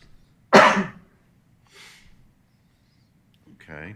And then you mentioned, I guess, the glass is going to be clear glass? Is that? That's currently the that's design intent, yes, sir. Okay. And what's, in installing the glass for the porch, is it a storefront system? What are you proposing to use? That's what we're proposing, is a commercial storefront system. Okay. And the metal frame will match the trim color. So it will truly look like that the window frame is part of the porch trim. So the porch, so the new columns on the porch, or what's the name of that color? The oyster bay. Oyster bay. And so the metal framing for the new glass is going to be oyster. Well, we could get that color matched to that specific paint color, yes, sir. Okay. And I think too, you heard some of the concerns during the workshop was to make sure that the vertical mullions and anything are. No, it will be are behind the new wood post, Okay. so that you. Yes, the you're window not- system is going to be completely separate from the post system. Right. Yes. But to make sure that those vertical mullions are right behind, located Behind right that. behind those. So it wooden truly posts. looks like a Yes. pane of glass, yes, sir. The other comment is any kind of Yeah. mullion. Please turn your microphone on. I don't think- Any of the mullions, whether it's vertical or horizontal, will really be, per the drawing, concealed by By the porch wood system. porch system. Yes, sir.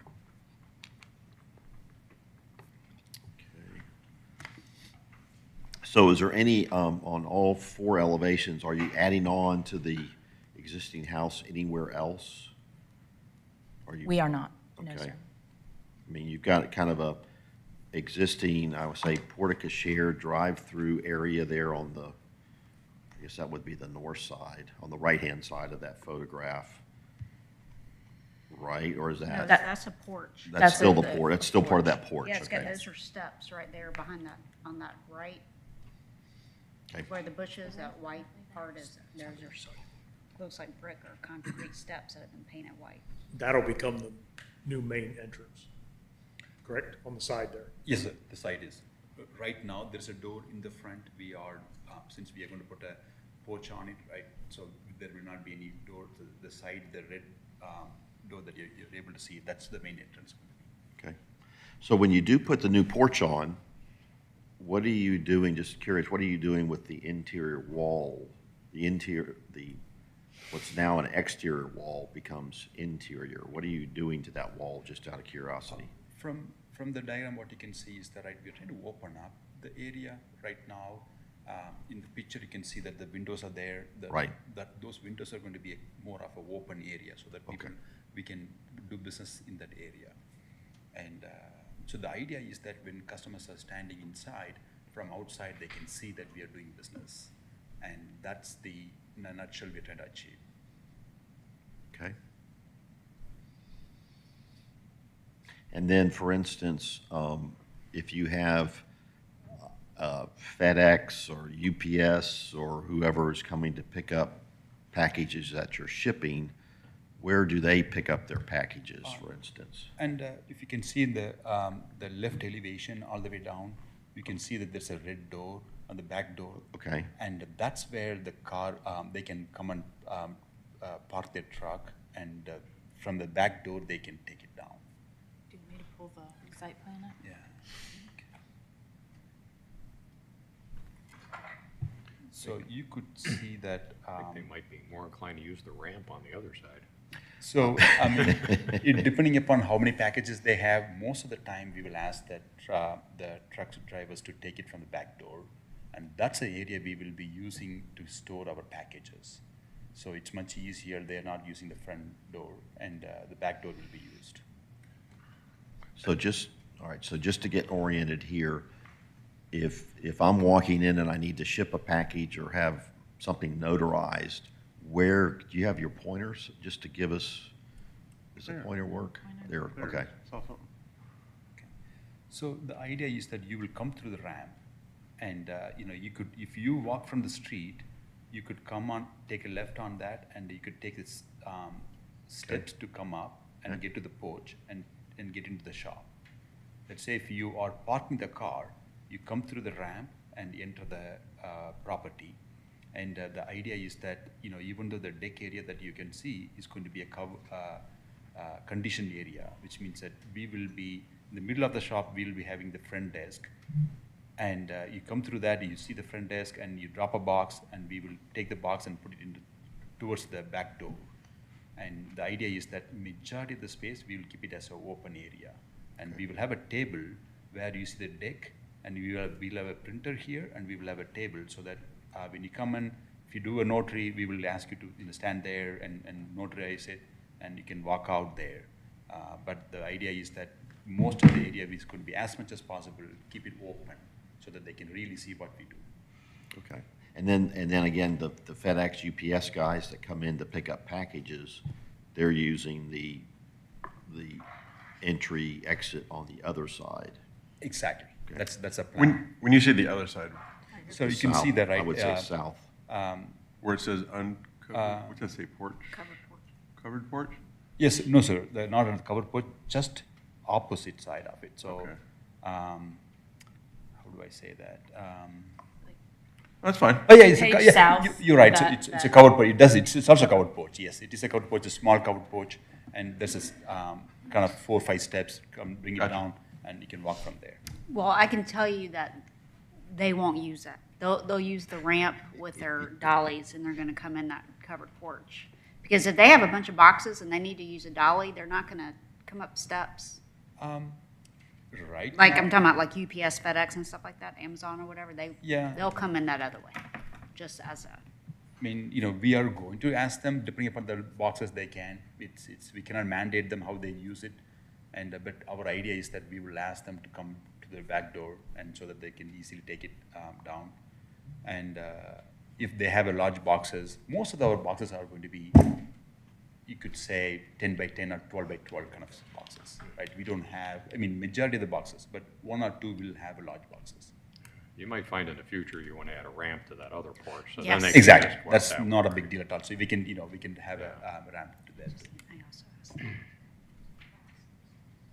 Okay, very good. That was helpful understanding kind of the circulation pattern, so to speak. All right. So we've talked about the exterior elevations and kind of materials. On this site plan, just point out where your shipping post monument sign is for me. please? Is it right there? Yeah, yes, yeah. Oh. I'm sorry. We're both trying to do the same thing. You can see that, Okay. yes, sir. So you can see that arrow there. So that's an area that you see a circle there, and the middle, you see a sign. That's where. Okay. And I know DOT is still working on that, your sidewalk out in front of your, And they had been working so long, and Did they put a wall in front of your property there? Yeah. Is that what that is? Is that Yeah. perfect? yeah. I think they're gonna have to pump a lot of water out of that, where the sidewalk's going right now before they can do anything else. Or it could become a public swimming pool. Oh my gosh, a fountain. Okay. Anything else? Do you have an existing dumpster on your property? I do not have a dumpster, sir, at this point in time. I'm planning to work with next door dentist, Mr. Brandon, to use the dumpster. And because I do not produce much trash other than just my trash coming from my, my daily operations, like some couple of trash bags. So the idea is that rather than, I checked with him, he doesn't have much trash producing it too, so I'm planning to kind of share the trash. At which side of the property? Is he north or south of you? He's more towards the north. North. Yes, sir. So my goal is to go towards there and share the dumpster with him. Okay. So south is, you can see that's a coffee shop, right? So 302 is a coffee shop. If I go north, that's where the. Wait, 302, you're talking about bottom left? Yes, there. sir. That's a coffee shop? Yep, that's a coffee shop. Okay, Potentially. potential. Okay. But again, so the existing dumpster that you'd be using is north, is up? Yes, sir. Okay. And what we produce, I mean, that's exactly, I'm doing it in a my current location incoming, and it works well. We don't have to have a, huge dumpster there for us. And you recycle too? Yes, sir. So You'd be anything that, using his recycling too? yeah, I think he has two different, so I'm going to follow whatever he's following it and recycle separate bin and a dumpster different. Just out of curiosity, Brett, does he have to have some sort of a agreement with the adjacent property owner? It's just kind of understood? Does the city charge for trash pickup for? Yeah, if you set that account up, so he wouldn't have an account. Oh, okay. All right, very good. Okay, while we're looking at landscaping, let's talk about the landscaping. So maybe that is Hannah's. Hello, I'm Hannah Seaton, and I worked with SIVA, the applicant, on the landscape plan. Okay, kind of walk us through what you've got, what the different plant materials are and. Sure.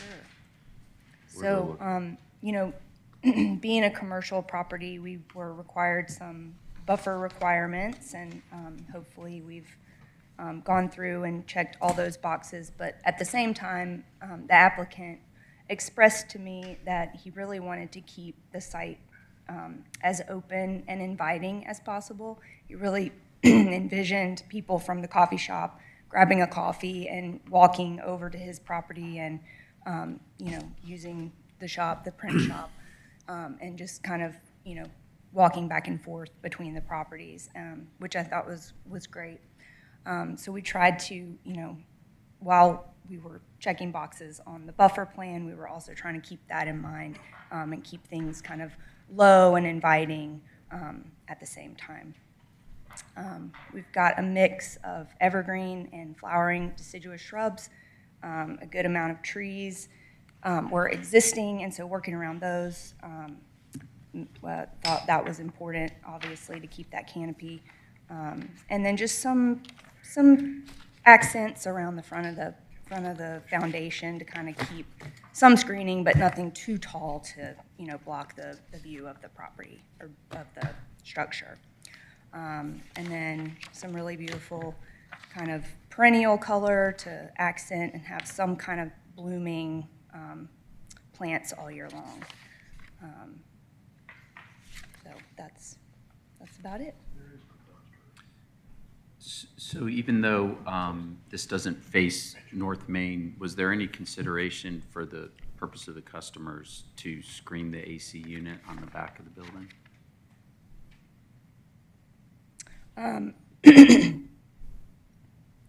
Directly up against the foundation in that bed. It looks like right south of the handicap walk aisle, it looks like there's like a compressor or some kind of AC unit. Yeah. Where it's white? Right, yeah. I think that space would just, be mulch. We hadn't thought about putting any plantings in there up against the house there, or the building.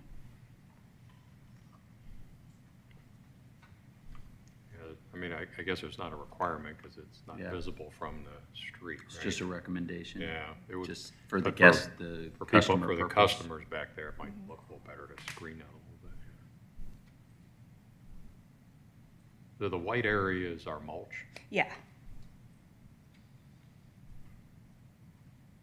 So on the south side, that's a big mulched area. On Get- the south side of the building, yeah. like right in this, there. yeah, this would be pine straw. There's a big 20-inch oak here, and then a big 25-inch China fir here. Okay. I think I heard that this 30-inch oak might be going away. I don't know that we know that for sure. So we're, proceeding as if it's staying. So there's a lot of, roots and compaction in that area. And shade. Shade, yeah. So there's a condition for the flocks along the front. Mm-hmm. Where'd that condition come from? It's interesting that it was specific, like you shall plant flocks along the front. And a certain amount Was- in color. All up Main Street, that's our start attempt to get something done with the wall, Oh, okay. to get something to come over that wall. Okay. So each time one comes forward, Okay. Kathy thought creeping phlox would be probably the best thing out there. What does that look like? I'll show you. It's like This- green, this is the- This top matted left green, picture. fine textured plant, Oh, yeah. there we go. Basically, It's evergreen When it Creeping. flowers. most of the yeah. time. ground cover, basically. And they said It'll white hang or over, pink, yeah, it'll come together like that. I think. It's a long monoculture, but Yeah, and if it's all, is that the plan for that to be all along? I'm sorry, I didn't, So is that the city's plan for creeping phlox to be continuous along those walls? Could Yes. Do we have the flexibility to maybe mix that up a little with some other plants that we can only cascade? hope.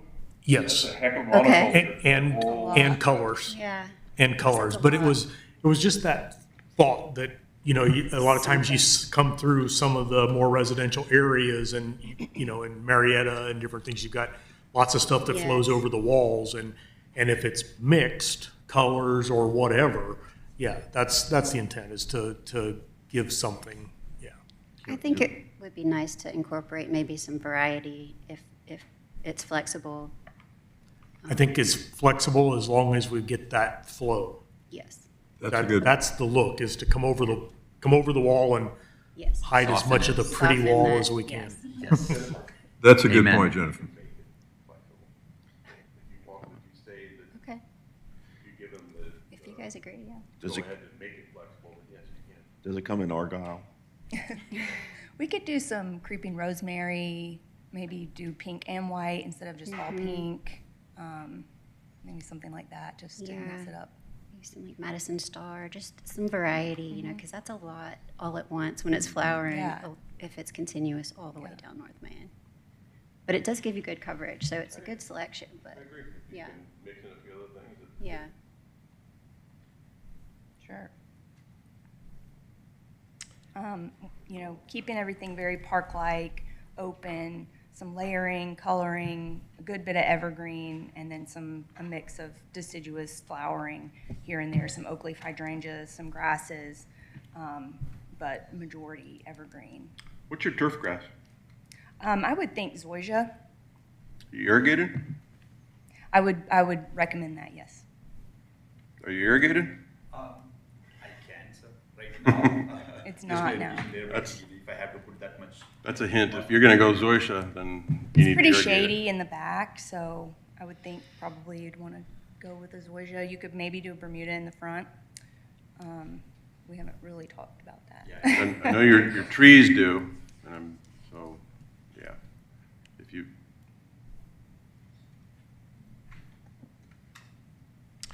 Okay, do we hit the landscape? You think you? Just a question, on the north side of the property, is all that new landscaping? Or are you tearing out everything that's there? Because There's really nothing there other than there's a huge 42-inch oak tree there. I'm just, I mean, I don't know if this is about a year old. I'm just looking at street view, and it looks like there's a huge wall of shrubs along there that are growing wild between the two properties. It's like ivy. That's used to be. That's gone now? Yeah, Pretty it's much now. gone. And right now, this one of them, there's a fence. The previous owner did put a fence on it, a wooden fence.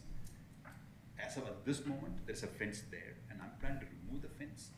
And between the dentist and coffee shop, there's a fence there. So my goal is to make it open. So you're gonna remove the fence? Or? Yes, sir, that is the plan. And the goal is to make it open because I could, take a customer from the coffee shop. I can also dentist, somebody coming to the dentist, they should be able to stop by and do some business. Similarly, they can come from my shop and they can go. That's a goal. Right. Make it inviting. Yeah, yeah. Plus you gotta get to the dumpster. Yep. Okay, I'm going to do this for the record. There are 16 council conditions that were placed on this application. So let me go through quickly, try to read those and make sure we're addressing the ones that the DRB is supposed to be reviewing or looking at. So, and this is from the, let's see, what's the date? I don't have the date on it, but anyway, all right. Condition one, approximately 0.59 acres shall be rezoned to DT LW and develop substantially similar to survey prepared by Engineering 303. I won't read the rest of that.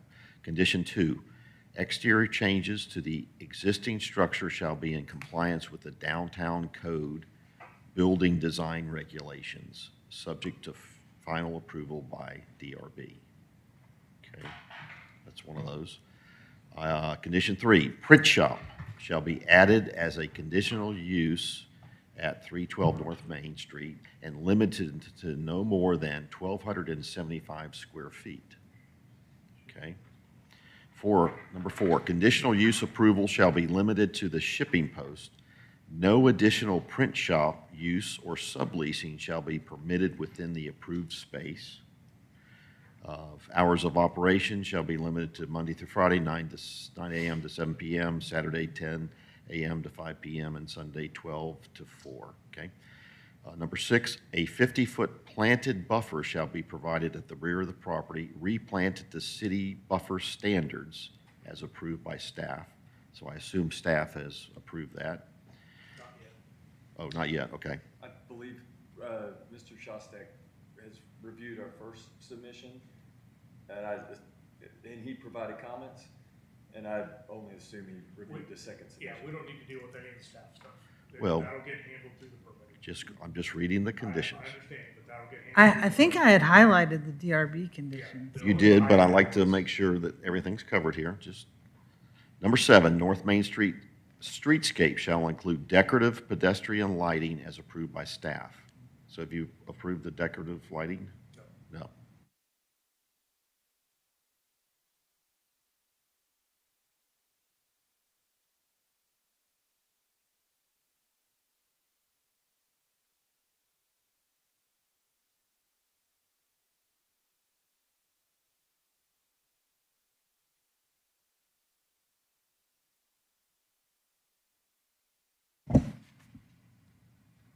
Number nine. Was that condition? Let's see. Is that condition satisfied? All right, let me read it again. Sorry, now that I'm on the, get to it. Number eight, minimum 10-foot landscape strip shall be provided along North Main Street. Landscape strips shall be planted with shade trees as a continuation of what has been planted or designed in the downtown and outside of utility easements and overhead utilities as approved by DRB. And there's overhead utilities on that side, so everything has to be low and back. You've got water, you've got gas, you've got overhead power. What don't you have? Is sod considered landscape strip? I guess, because it's not screening, it's just. Yeah. It's landscape, That's fine, so as long as it's landscape. it doesn't have to Because it's be. not it's not screening, right, okay. Right. Shall be planted with shade trees. That seems an odd requirement, since it's not, Unachievable. it's not fitting here. With the power lines, yeah, Okay.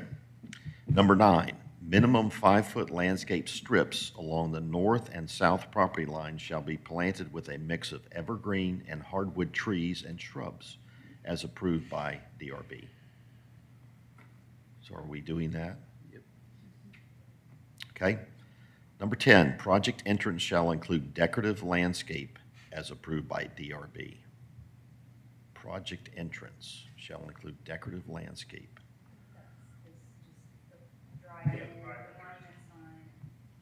So we have decorative landscaping, okay? Number 11, the front yard shall be developed with a park-like setting with decorative landscape. Landscape material shall include plant selections promoting the historic downtown.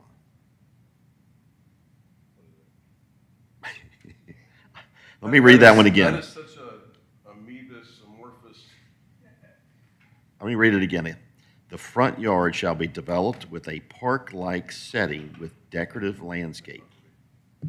Landscape materials shall include plant selections promoting the historic downtown. Don't shoot the messenger. I'm just reading the conditions. I saw several of these plants in downtown. But are they historic? Does that mean they're old? Yes, that's exactly. Does that mean we put in grandma's fig tree? That's right. I guess I would interpret that as consistent with what's used elsewhere in downtown, right? Is Okay. about the only way you could probably interpret that. Okay, number 12, developers shall plant creeping, and I can't pronounce this, phlox? Is that how you say?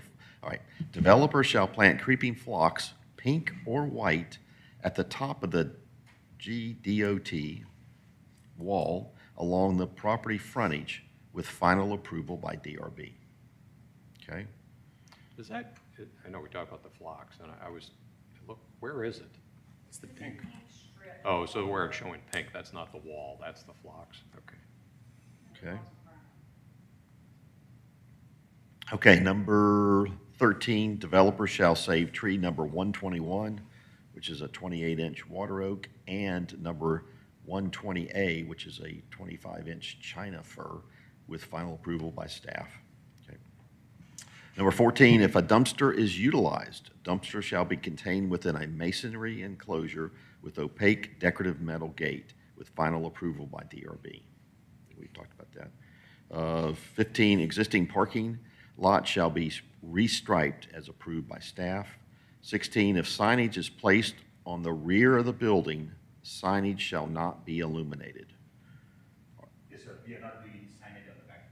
Okay, all right, that's all 16 council conditions for the record. All right, what else do we need to talk about? Did we look at the monument sign? Let's look at the monument sign then. Before we move on, can we talk a little more about the planting? By all means. Yeah. I realize your hands have been tied by some of the things you've been asked to do, because clearly we see that some of these things require a lot of interpretation in the way you do them. Looking at some of the pockets of your plants, you've got a great plant selection. The way you have spaced some of your plants, for instance, as an example, let's look at the lower right area. One of the things you have to respect a lot of the large trees that are there. Sometimes a space can create a park-like atmosphere without putting a lot of plants near very mature trees. Just have mulch beds that just show us the majesty of the tree and the ground plane. In that same area, looking at where you have the sum and substance hosta, such as a marvelous hosta, it's not going to be easy to see those from the front deck because of the way they're placed in that pocket. Maybe that plant could be used in a sweep a little more open so that it would be seen from the building. And it's unusual to see one blue hydrangea placed in that same area. Maybe you could mass some more of those together and show off more of that color. And that's just a thought about the way plants in that area are used. And also to some extent in the back, where you've got a small pocket of maybe 3, you could use 5 or 7 of the same thing and make a bigger mass with the plants you're using. Those are general observations. Just for your consideration, without telling you what to do. All right, thank you for that, Richard.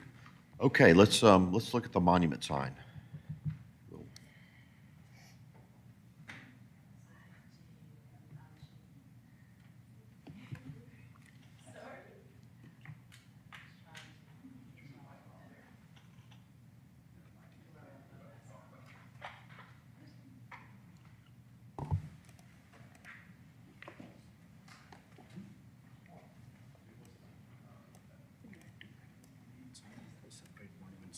Oh, do you? Yeah.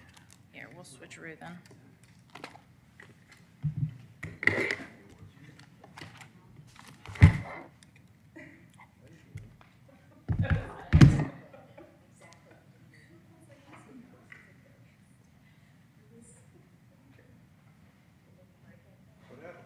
I think we're changing laptops a minute. Steven has better stuff on the sign on his laptop.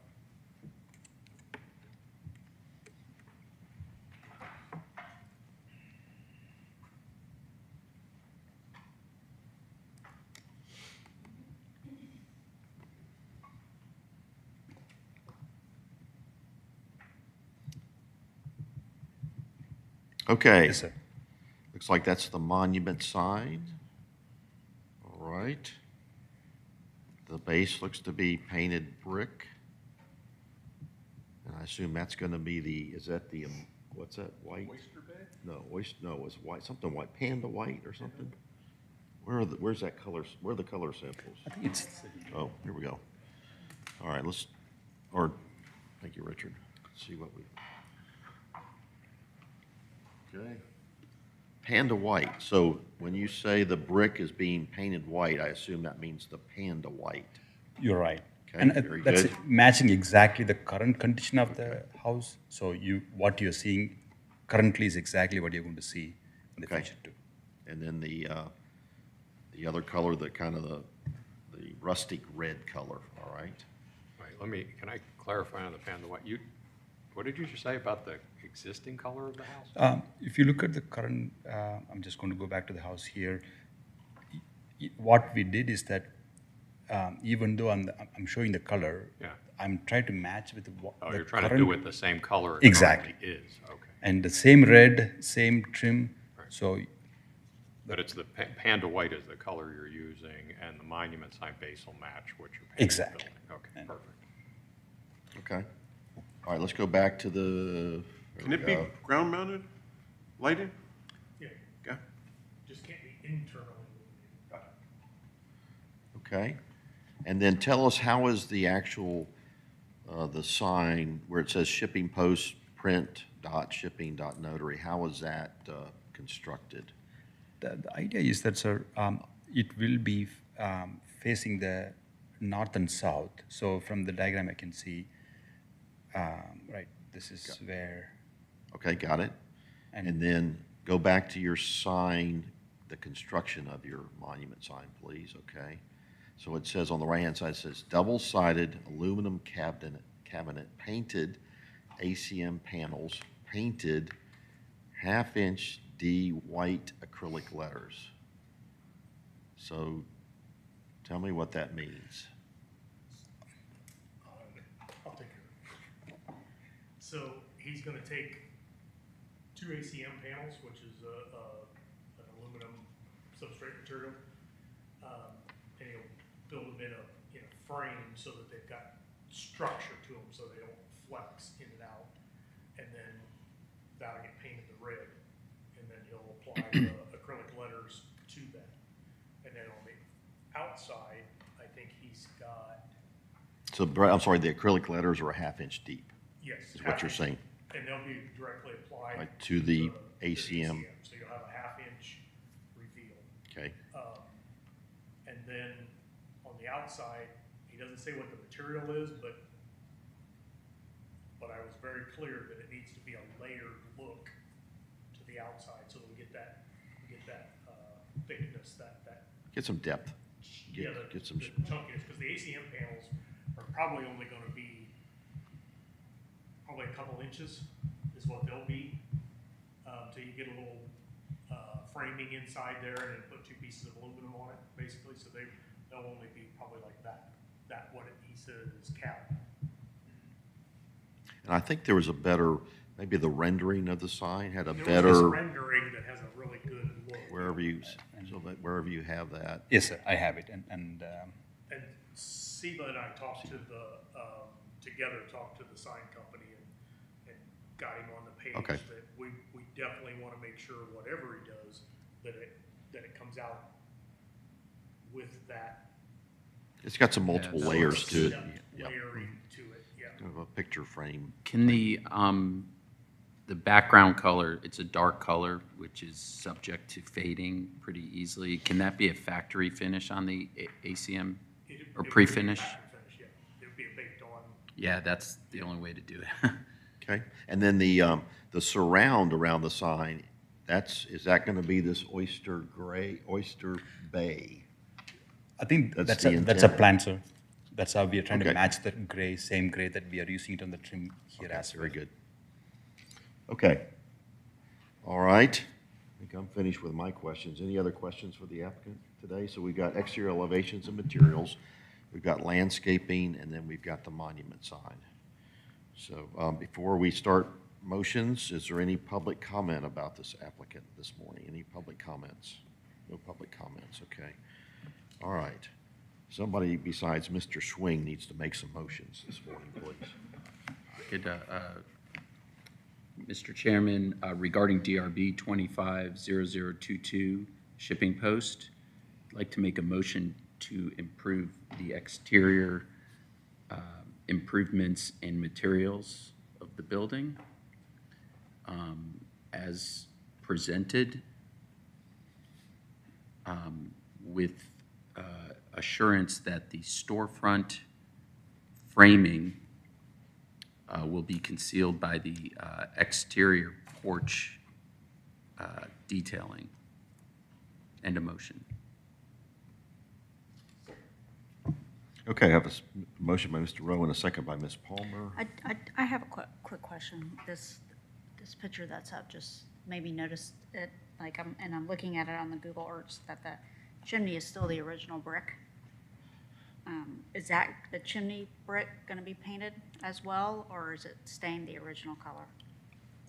My thinking is, ma'am, plan to remove the chimney because we have to redo the roofing.